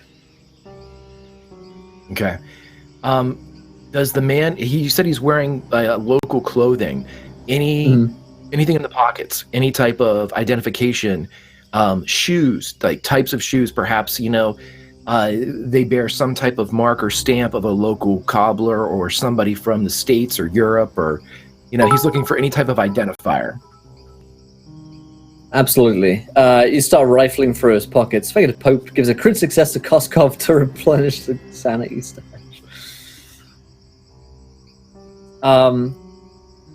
Yes, you go through this man's possessions. You'll note that the clothes seem fresh, like clean, as though they haven't been in the jungle for a long time, but his skin is old and weathered, as though he's been here for a very long time indeed. He does not carry any identification on his person, but his skin, you would notice as you just rifle from his skin below his shirt, is the same waist fin that Rizzo was when when you found her dead. However, there is a part of his stomach which appears to be quite rotund, as though he's got like a food baby.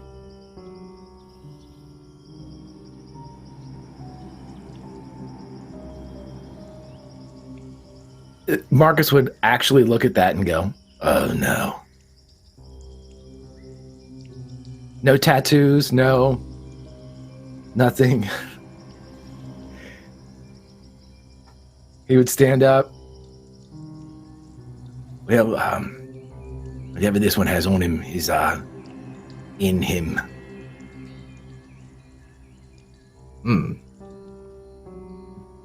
Tennessee's wiped off his blade onto his clothes, resheathes it, and says, "Well, I don't know why that man jumped out, bit the doctor, went crazy, but if the rumors are true, there might be more crazies out here. We're probably all safer getting back in the truck and either driving back to Puno or moving on and following our other truck and continuing to the pyramid." Yeah, I agree. Will, is there anything that looks like a scarred over circular sucker mark like that was on Rizzo and is now on the dock on this body? Absolutely. If you cut away the clothes, you can see a mark not dissimilar. Who's closest to the body with Marcus as he's kind of squatting over it?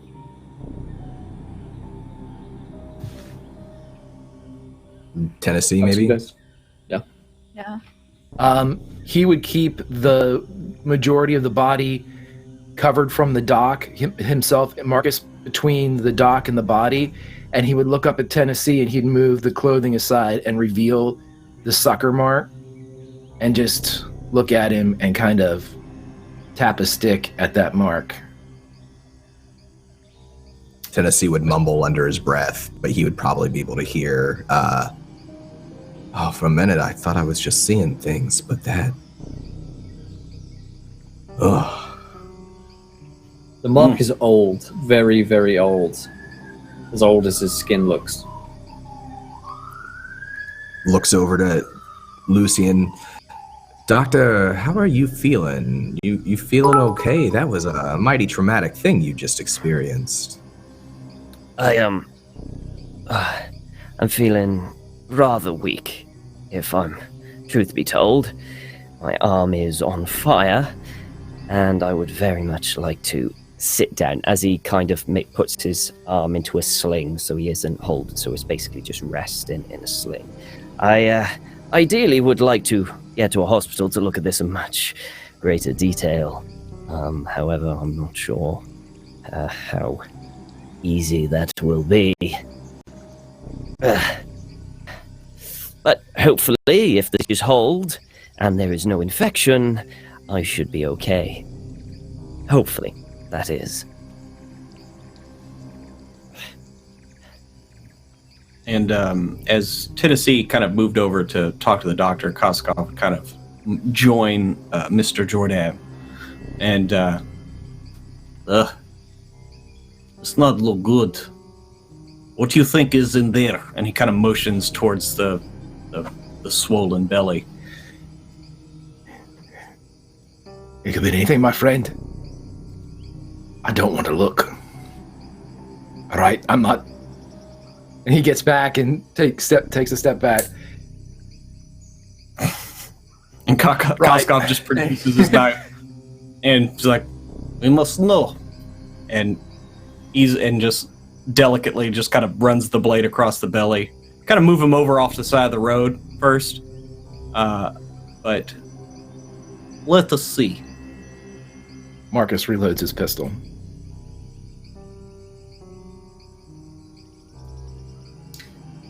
Koskov, you going to open us up? yeah, Unless you are well acquainted with violence, as someone such as Koskov is, you will need to roll me a sanity check. he'll warn beforehand. I might not want to look. This will get Look at what messy. it looks. Yeah, I mean, narratively, I stated that Marcus was backing up, so I'm going to have Marcus look away. He's not... Oh, you don't need to watch this. It's just the knowledge that he's cutting open a person in front of you and your wife in the jungle. I'll roll it. Catherine's fine with it. You need to give me some nat. Chat. You need to give me some nat one so I can punish them for their cowardice. Lucian's actually gone back into the back of the truck to sit down and rest, so he's not outside at the moment. He went straight back to the truck I'll to allow rest. that for now. So Success for I Marcus. mean, Nice. Catherine's Well, that looks like a- totally not used to violence at all. Yes. Tennessee, that's a fail, right? Oh yeah, that's a fail. 3 points of sanity lost.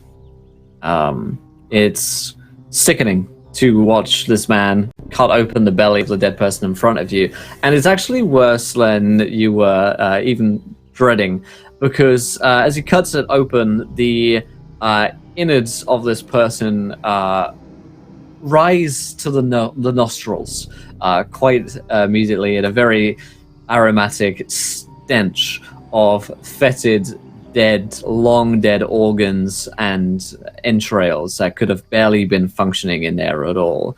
The smell is almost so overpowering, Koskov, that you probably gag for smelling this. And you've cut people open before and know what this normally should smell like, which isn't great, but this is awful. And there's something worse as well. Koskov, you will see that a small family of maggots begin to crawl their way out from this belly as you release them and spread outwards onto the jungle floor and begin to move their way across, slowly pulling their bodies out. And these are bigger than normal maggots. These are, probably about this size. This is a big, fat maggot, and there's about 6 of them that are crawling out of this man's body, having lived in there presumably as parasites for some time. However, you also see that there's something in there, in the grey, dark mess that is inside, in the wetness inside the cavity that you've created. There looks to be a piece of paper. And Koskov kind of steps on the maggots as they dump out. But he'll keep a note of them. And he'll see the paper and be like, Not first time. and reaches in the body and pulls the paper out. Thanks so much, Charlie, as well. I'm going to give Koskov a nat one as well. At this point, thank you, Charlie, for that. Just because he was speaking at that time. And he's got a whole lot of nat 20s right there. So, as you pull it out, it is a picture of your sister, Stasha. The same one that you have been showing people. And on the back, in what looks to be fairly wet ink, are the words 5, 6, pick up sticks. Boscha mig. Så kan se. Stått i Dillishan. Kind of spits on the ground.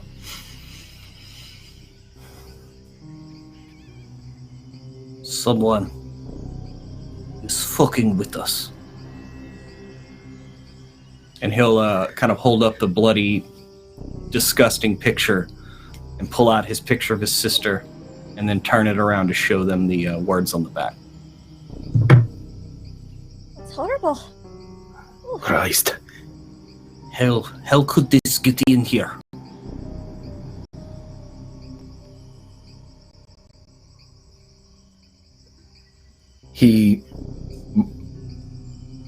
Did your sister have a picture too A kind gesture. of herself? Yeah, would I know that, like, I mean, this is the 1920s, right? I mean, if a picture was made, there might only be one of them. Correct. This is very, very odd that there would be another one. I mean, It this is. is probably the only one that you've had in your possession is in your pocket.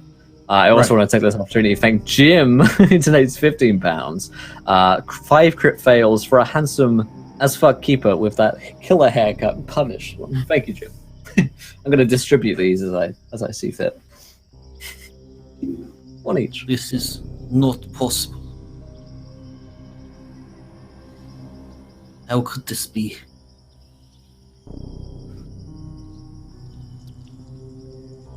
Tennessee's was watching with interest as the stomach was cut open and the maggots came out. And it wasn't until he pulls that photo out and shows it to them that Tennessee turns and vomits.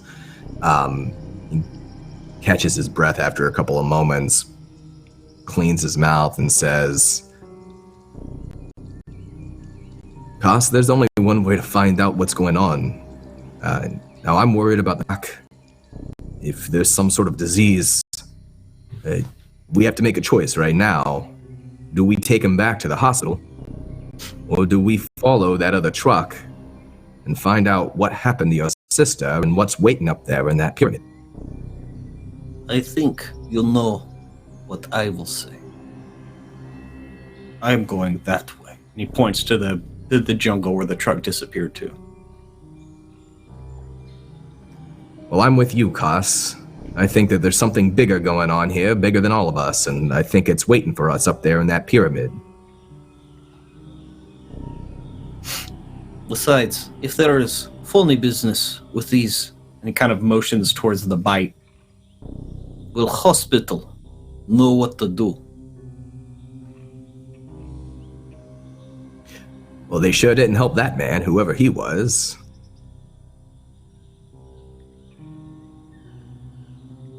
Will, looking at the wound, and seeing as I'm a doctor, what assessment can I make from it? As in, is it life-threatening? Do I need to get to a hospital immediately? Has what I done suitable enough to...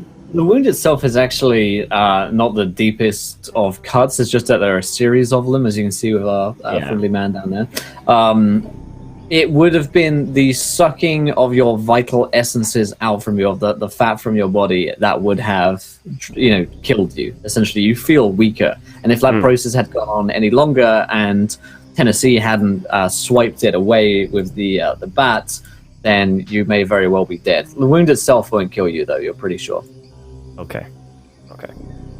In that case, while this is all going on, and I can clearly hear absolutely everything they're saying because it's just a cloth thing over the top, he's going to be looking through that book that his father got to see if there's any mention of these things in folklore and any perhaps local remedies to help regain strength or combat these bites or anything like that. He's going to take his time. Of the Kharisiri in the book that you have, which is, like I mentioned, part folklore, part actual science. There is no known remedy because there are no known cases of it. So you're looking at just like standard wound treatment for these cuts. Right, okay. But there's nothing that comes up about infection, about like a disease specifically being transferred by it. But then again, there are no known cases, so it's a bit of a random one.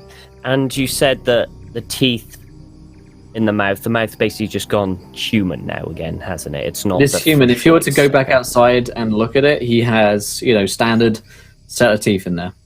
Okay.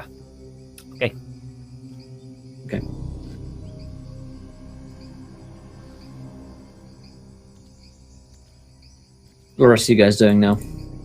You have the picture, the dead man, the truck, the motorcycle, and your compatriots have left now. The 4 of them just ran all the way back. Well, we can go forward or we can go back. Answers lie that way. And we do have 2 vehicles, so we don't all need to go together if we feel the doctor has to get to a hospital. But I feel like we're close to something, and I can't bear to turn back now. Doctor, Mark. you are doctor.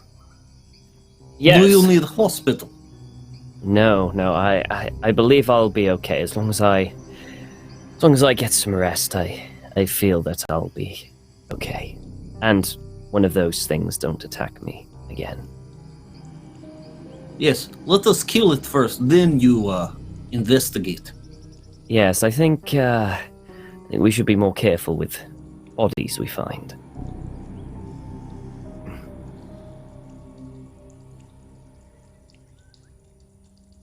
So, if everyone is in agreement, perhaps we should get moving, yes? Okay. As you head round a truck, and the group of you go around both sides to jump in, on the side from which you guys haven't been, essentially when Lucian went round back into the back of the truck, you went on a wrong way, and there's the other side of the truck that you guys haven't looked at.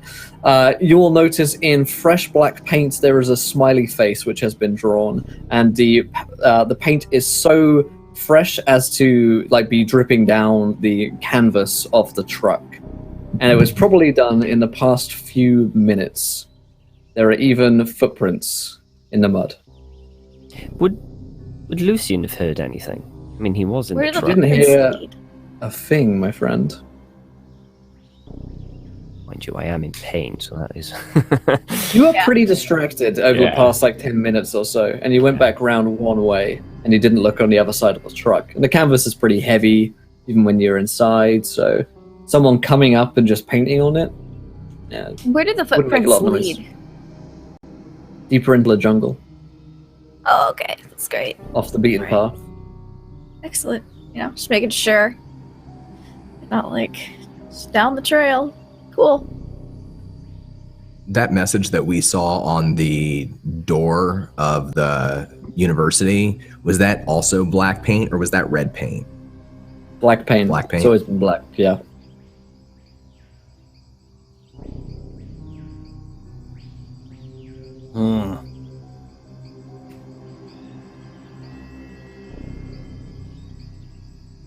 Tennessee's fished out his hunting rifle from his pack in the back of the truck. He's got it slung over his shoulder. Well, someone seems to want us to follow them into the jungle, but whoever they are, I don't feel like we should oblige. No. I can Forward then. Agreed. Well, all right, I'll keep a closer lookout this time, but if you all don't mind taking a look out the windows, and let me know if you see any strange men about to jump in front of the truck this time.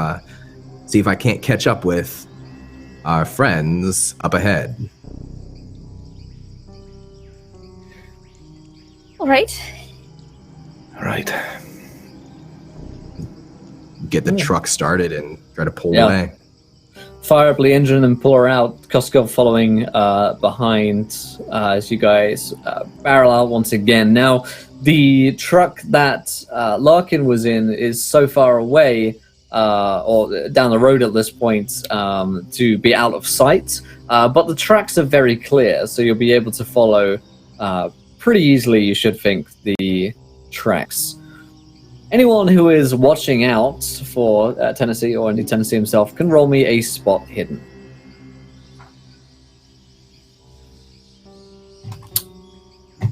I don't see anything. Too distracted. Cause is keeping a lookout while driving. Is that? Yeah, that's fine, yeah. Regular success for Tennessee. Failure for Marcus. Something of note as well, just for housekeeping, is that Jackson Elias, Jesse Hughes, was with Larkin's truck. and isn't with you at this point. Totally forgot to mention it. Tennessee on the success there? Mm-hmm. Yeah. Yeah. You will spot a moment where there is a change in cross path basically, and you can spot out the tracks correctly from which way the truck went. But there is a fork in the road. One heads more northerly, another heads more easterly, and it looks like they headed further north, up into the mountains. Tennessee will slow down the truck for a second to kind of double check the tracks and make sure he's following the right pair, and then he'll turn left and head north to follow them. By this point, as you guys have been traveling for most of the day, by the time that you arrive and heads down the fork in the road, it is around 9 or 10 p.m., so getting pretty late. The truck doesn't seem to have stopped or waited up for you, even after it's clear that you guys were no longer there. And you travel through until around midnight, where it's becoming unmanageable to take the trucks any farther in this kind of visibility. I mean, it's pretty dangerous, pretty dicey sort of driving at this point anyway, but you're dealing with sort of narrower and narrower paths with falls off to the side and cuts away very quickly, where if you were to drive something through, you could quite easily find yourself tipping over the edge and off into some kind of chasm or ravine. You guys are pretty high up in the mountains at this point, and the jungle is thicker than ever. So I hand over to you guys to tell me if you would like to stop for the night around this time, or push on, try and find a better place to stop, or whatever else you'd like to do. Koss would pull up next to Tennessee, maybe when we get to kind of a spot where you can. Perhaps I go ahead. Smaller vehicle, able to find way easier. Yeah. Now, don't you think it's odd that they haven't slowed down or checked on us or their other folks? We have plenty of their supplies in the back of our truck. But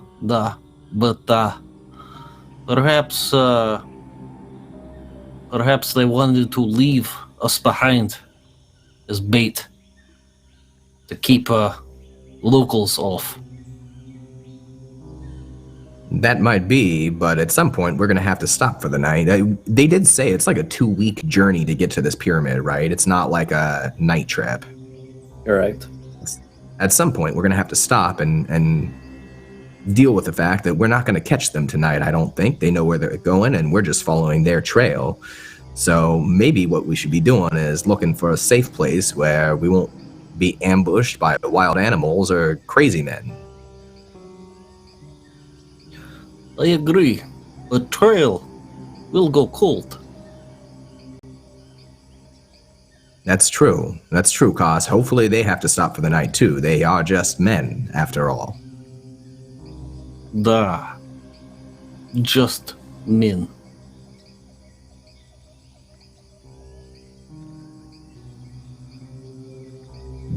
Do you want to go ahead and try to find a good, safe place for us to pull up for the night, make camp? Maybe a rocky outcropping somewhere out of sight, shady? Yes. And Koss will kind of lead the way for a little bit. And he might actually just so you know, he might actually pass up a couple of spots that might be good, because he wants to keep following them as long as possible, but not for too much longer, because he knows that Tennessee wants to stop. Okay. You find a clearing about 10 minutes further ahead, which would be a safe place to rest the truck and to make camp if you wanted, or just to sleep in the truck. And you can bring the group up to that point. It's a pretty small clearing, You're several days away from the highlands, which will break out into more of an open sort of area. So right now you're in pretty thick forested jungle. Okay. Well, he'll go ahead and do that. Bring them up to it. Okay. What are you guys doing for the night? Are you taking shifts on a watch? Are you just sleeping through? Are you pitching a camp? All of the equipment and supplies are still in the truck, including the weapons. It's just that your fellow workers are not here anymore. You said this is like a 10-minute walk from the weapons? Or from the truck? Yeah.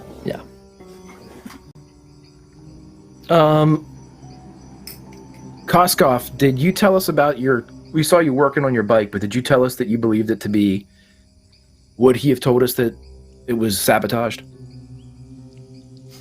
He might actually mention it just like in passing, like not as if it mattered, you know? He just figured it was just a crappy, just, again, he's not the brightest bulb in the batch, and he's not really, you can tell he doesn't really take too many things as a threat, for good or ill. So, but yeah, he might mention, hit the fixed brakes. Look like, They didn't work properly. I'm assuming that all of our, foodstuffs and fresh water would be on the truck in which we were assigned as well, correct? Correct. Your supplies and food is there. Marcus would go over to the doctor. Hey, Doc, how you feeling? And he kind of probably was semi-asleep. You can... Yes? Oh, I'm fine. I'm fine. Maybe you could help me out with something. You know, the Russian said that there was something wrong with his bike. I'm thinking, if there's something wrong with our food or our truck.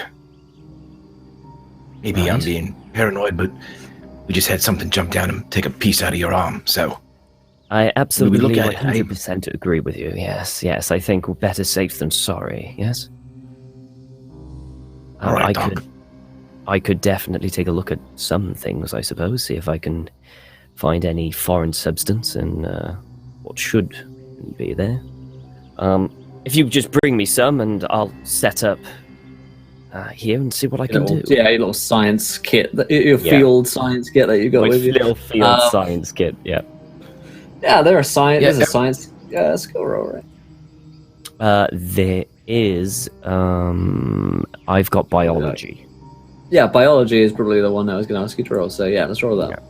Alrighty. Alright. Okay. I'm going to spend 5 luck to make that a success. Nice. The foods, first of all, it smells pretty bad. Upon closer inspection, you'll find that your supplies have indeed been tainted, and you find the culprit after about an hour. It is one of the very fat maggots. Same kind. Not sure if there's one that crawled out from the belly of the man, or just another one that is perhaps local to the jungle, but it's pretty much gone through all of the food. The water, you're not sure about. You could roll me another biology if you wanted to. Yeah, go on. I want to check the water just to be on the safe side. Here we go. That's a 24 hard success. You wouldn't drink this water. Okay. Do you think boiling it would make it safe? Would I assume that boiling it would make it safe? Whatever this corruption is, whatever the the bacteria is, you would think it would be so unsafe as to not be boiled out. The creatures look to inhabit very hot spaces, like the innards of people. So most likely, even intense heat wouldn't be enough to purify your water. So these aren't like normal maggots. These are weird, strange maggots, right? It's big, it's fat, and it's grey. In that case, after we kill it, Lucian is going to take it as a sample and put it in a box. And when he gets a chance, is going to start investigating it. And he's not going to be able to do much until he gets it back to a lab or something, but he's going to keep it for a sample and a specimen to study it along the way. But Lucian, I'm afraid that all of the water supplies have been tainted, and pretty much all the food as well. We are in this somewhat precarious situation. Yeah, the Russian will be fine.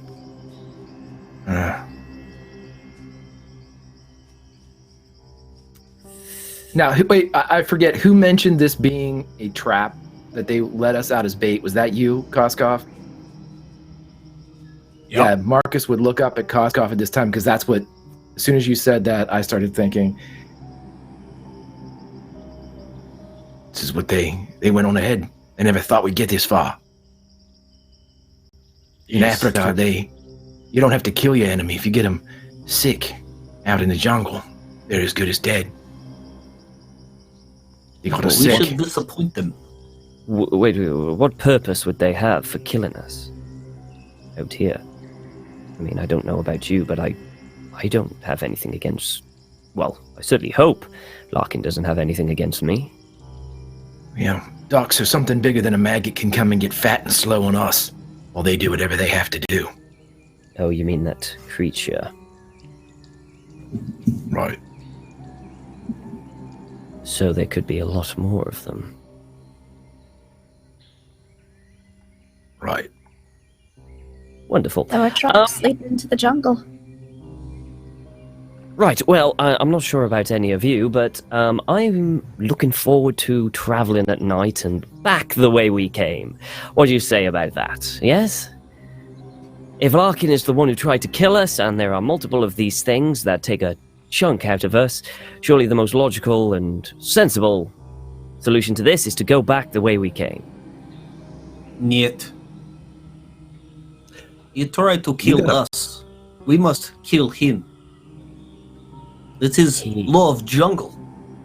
Well, This yes. is where we are. Yes, but it would seem that he knows the terrain a lot more than us. He knows the area, and he seems to know where these creatures jump out and attack things. I would say that he has a distinct advantage over us, and I think it would be somewhat suicidal to just continue when he has such a big advantage. Well, we do have a couple of things going for us too, Doc. First off, Jackson Elias is with him, and he doesn't know that he's Jackson Elias. Now, I don't know what he'll do, but that's sure to throw a wrench in his plans, and we know we have an ally with him. What's more is he probably think... If he still lives. That's a big That's if. true. But I wouldn't count him out, just like I wouldn't count us out. I think we can still make this trip. Now, I know we're going to have to find more food and water now, and we'll have to be more careful about keeping it from being contaminated. Okay, well, let us go on to that part. Where are we going to find more food and water? I mean, we're only a day or... How long have we been on the road? Day. A day? A day. We're only a day behind we go to that village. We can survive a day without food and water. We don't know what's in front of us. We don't know how far we have to go before... I'm sorry, I'm just thinking logically here. This is surely basic survival stuff, right? Am I right? Am I wrong? Right, no, right. We'll need water, but Koskov won't, but the rest of us. He looks over at Catherine. Oh, get it. Just wait here. And he's going to go off, and I'm going to nat 20 a survival check. He's going to set up some rain catchers and draw the water off of the underside of the leaves and be able to pool up enough in containers separate from the contaminated food, whether they be like ammo tins or something like that, to kind of, or whatever they're personally carrying as canteens, and kind of get everybody enough water. Yeah, it's not too hard because this night it rains and it pours, as it is wont to do in the jungle.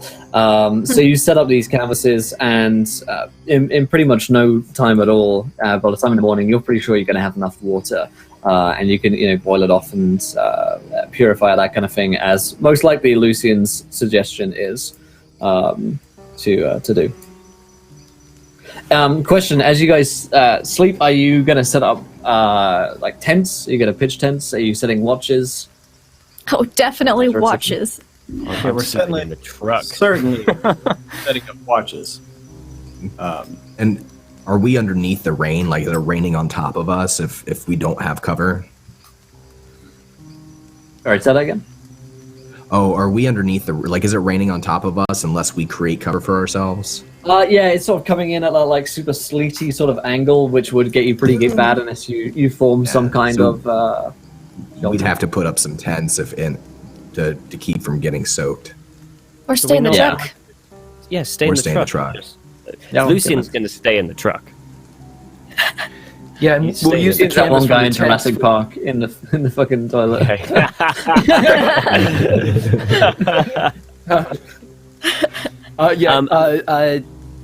I was just gonna say Marcus will use the tents then to rig those up as the sluices to fill up the water. If we're staying in the truck. Lucian is not going to volunteer for watch. He's basically said he needs as much sleep to regain his energy as possible. So he is not going to be going up on watch. Catherine will go up on a watch. As Gonna see will a lot of Okay, watch. who's taking the first one? I will. Probably spot hidden, Pascal. Excuse me. Ooh, that's a big old fail.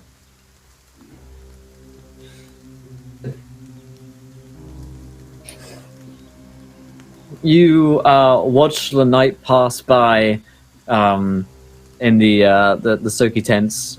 Maybe watching from the truck, I'm not sure, somewhere where you can have like the lights on in the truck so you can still see out there into the darkness, that kind of thing. And it seems that while the jungle is alive and moves and wriggles and crawls, no one's out there watching. Who do you hand over the watch to? I will hand over to Tennessee. Okay. Tennessee, roll me a spot hidden. All right.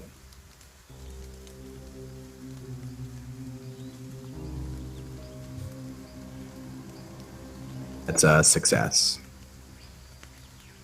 It's there for just a moment, and it's a flash of what looks to be some kind of white material out in the darkness. You could swear you see a humanoid figure behind a tree disappearing, dressed all in white, and then it's gone.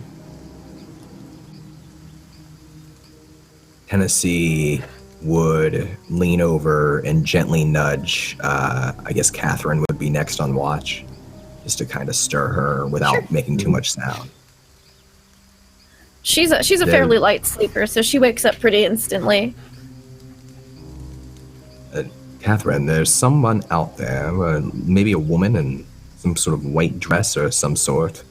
I was thinking about taking a look, but I don't want to leave the truck unwatched if I leave. What do you think? Oh no, it's not a good idea to leave a truck unwatched. Where did you see this person? She's gonna kind of like look out. Pull back some of the canvas that's covering one of the broken window and point in the direction of the forest where he saw her. It's just a I see tree anything? now. Okay. There are silhouettes that dance everywhere in the night. It's very difficult to pick someone out. Right. Well, there's no if white you out want to- if you want to walk out and take a look at there, I'll have you back. She kind of like pulls a little pistol out from her purse. Well, thank you for that. I'll go quietly as I can and carefully, and if you hear me scream, well, then you know what to do. Tennessee has his rifle slung over his shoulder, but still walking with his cane. He'll quietly try to get out of the truck and go in the direction, look around, see if you can see any like tracks. Yeah. You step out, and you can roll me a spot hidden, Tennessee. Yeah, I'll do that.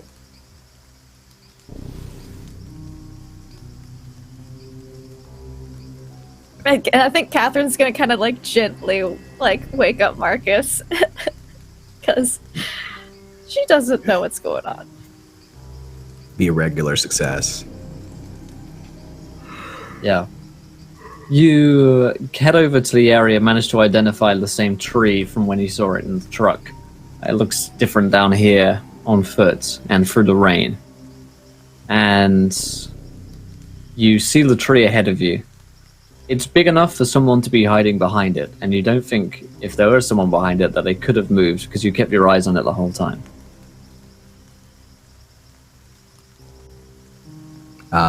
He will turn the head of his cane to the left, but leave the blade in the shaft of the cane sword, and just very slowly creep around, approach the side of the tree that keeps the blind spot intact until he's close enough that he could possibly lunge at something or someone if it jumped out at him, and then he'll start to circle around to the other side of the tree.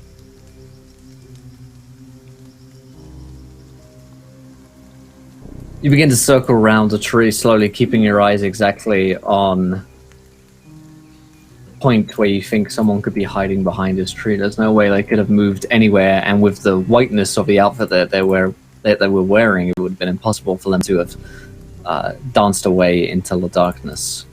You slowly turn around, and as you creep around a corner, you see at first a little bit of white material, the same color that you saw. It's like shock bright white, and you realize that it's not just like a suit or a shirt, it's a wedding dress. And there's no one in it. The wedding dress is pinned to the tree with stakes. He spins around away from the wedding dress in the opposite direction. Blade comes out of his cane as though he's expecting someone to jump at him from behind. You turn around and look out into the darkness again, expecting someone to jump out. There's no movement out there except from the bugs and the flies. It's quiet.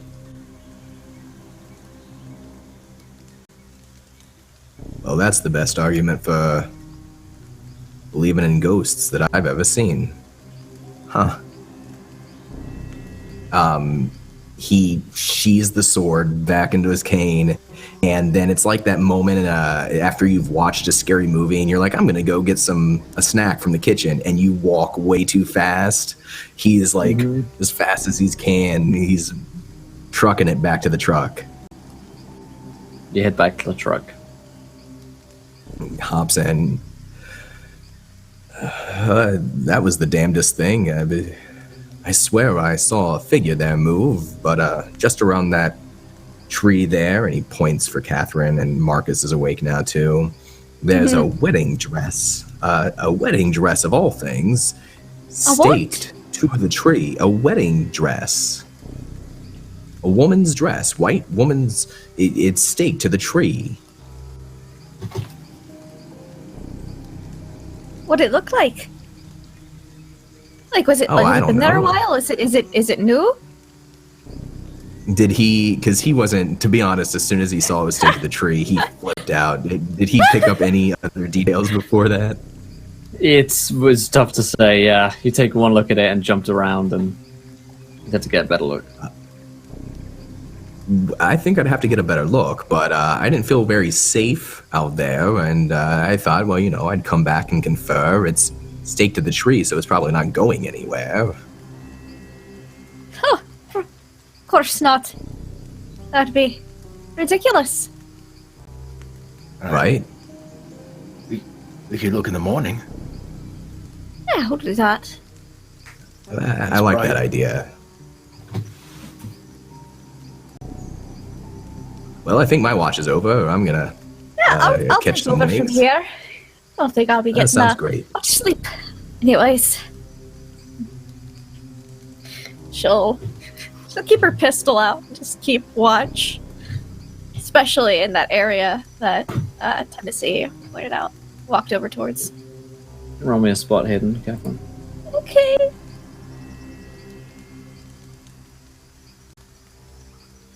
That is a success. It's quiet out there. You don't see anyone moving. Great. Who'd you hand over to? I'll hand over to Marcus.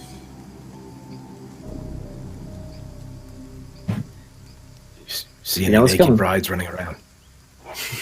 Oh no, naked brides. I haven't seen anything moving. It's been quiet. Yeah, right then, grab some sleep. Right, keep your weapon out just in case. She'll go to bed. He looks over Right, at Catherine as she falls asleep. And knows that he always has his weapon close. That is a no, it's a regular success.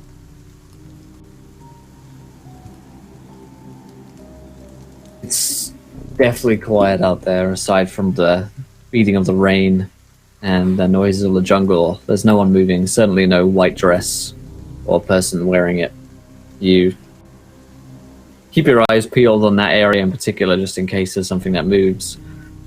But by the time that your watch is over, morning has come. And everyone's sort of waking up. The rain is not relenting today, unfortunately. But at least the sun is up and it's bright again.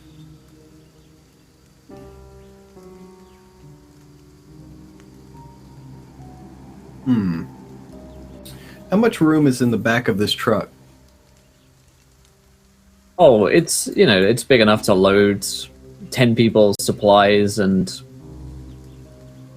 food into, so pretty big. Are there any ramps that are kind of standard on it? Yep, you'd be able to, if you wanted to load the bike onto it, you'd be able to. Yeah. Yeah, with the rain and everything, you just want to try to ride that around. Right. Something with a little bit more heft would be better suited to handle this kind of weather and conditions. So yeah, he'll load the motorcycle up in the truck and hop up in the cab with Tennessee.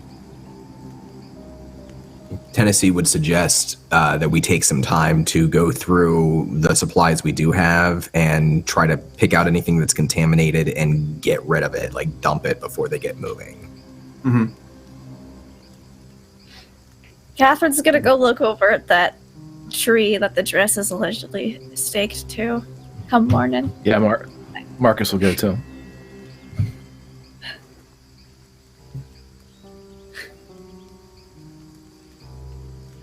You head round to the tree again, this big, large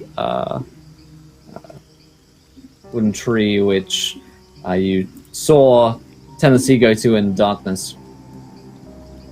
In the light, it's not any less menacing, really, because there's still a lot that you have to sort of go around to see. Are the two of you going together? Is one of you leading? I've definitely got my pistol out. And probably walking side by side. Maybe Catherine a little bit in the front. Okay. As the two of you turn the corner, you see the dress staked to the tree, a white wedding dress. However, there's a girl in it, and she's been run through by 4 stakes which have pinned her to the tree. Blood is seeping from her body, and she has most likely been killed very recently. You can both roll me sanity checks. Yeah, because this isn't your typical murder. Cool, great, yeah, alright, awesome. I'm gonna nat 20. That's what I have these for. A reason. We're just gonna use true. that. Do I recognize this girl? Is it? You don't. Success. But Marcus Jordan does. Nera. This is Nera. Oh, Nera. And, of course, above her, in black paint, are the words 7-8, lay them straight.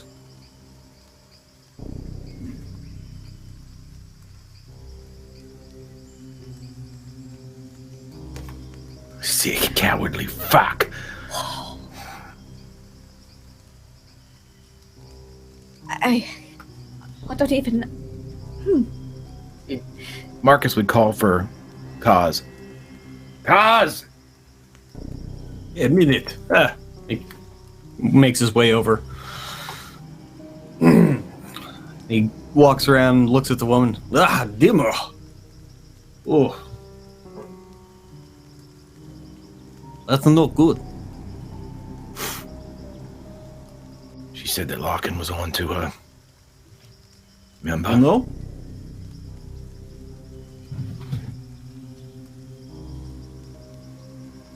You cool, no? Motioning towards the woman. Kaz, you know her too. Oh, I'm sorry. Who is this? It is I mean, Nera, the girl that you Oh. met in Puno. Oh! Oh, shit. Yeah. Hmm. He kind of looks at Marcus. Someone not want said- us here. She said that Larkin and the others were on to her. I guess she was right. So, let's look at facts. We are in jungle, surrounded by death and painting and nursery rhymes. Ahead of us, man trying to kill us. Behind us, town full of people, man probably hire to kill us.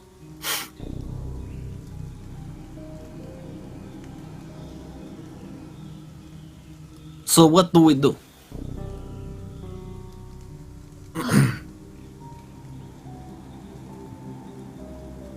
Marcus just looks at Catherine. She's kind of looking at him like, well, this is a real interesting scenario. It is, I'm not really sure what we should do in this scenario.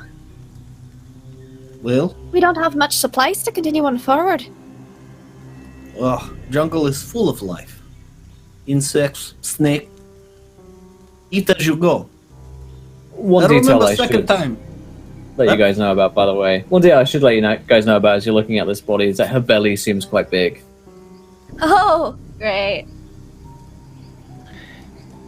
Will, can I check and see just like staying in the same position I am, but look at the stakes, look at the dress, and in the daylight, is there any type of like wiring or cable system or something that would like speak of a trap per se of lowering this girl from her crucified position on this tree to see if like if as soon as we disturb it, if something happens?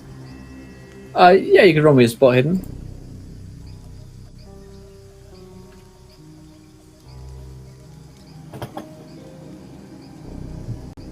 36 is regular success. You don't see any kind of trap system or any way which she would have been lowered onto these stakes. Indeed, you would suggest that somehow she was pinned there, and then the stakes ran her through and pinned her against the tree. They've run all the way through her body and into the wood itself. So something with incredible strength did that. And there's no trap per se if we try to like mess with it. It doesn't look like there's going to be a sprung mechanism for us if we were okay. Should be. I don't want to. He knows about the belly. So, Belly causes shall we see what special- present awaits us in this one? I don't even like how you say that. How it's It is matter of fact at this point, Marcus. all right. don't have to like it. But maybe perhaps you should go back to truck if you do not think you can bear it.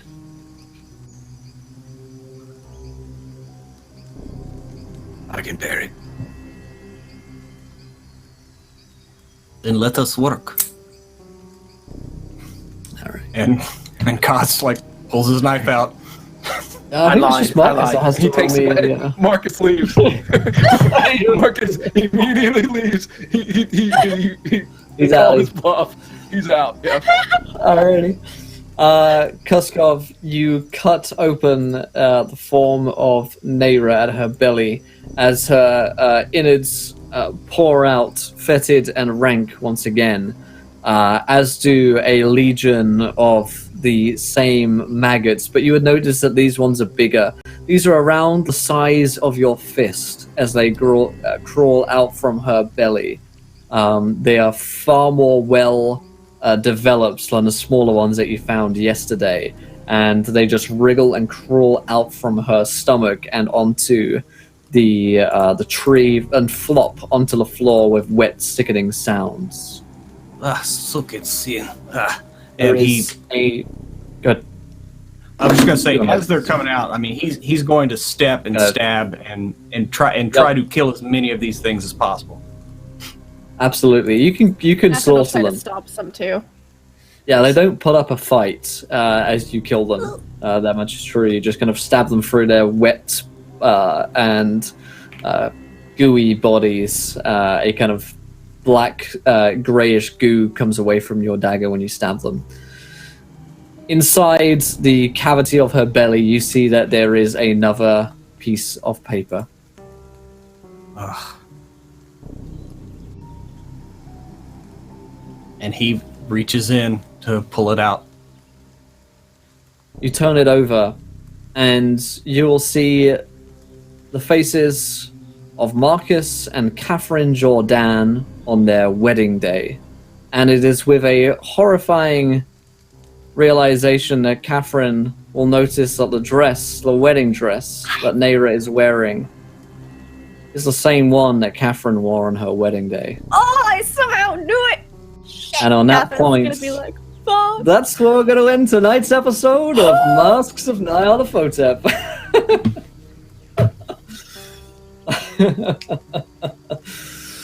Oh dear, my friends. It has been a time. It was the best of times. It was the worst of times.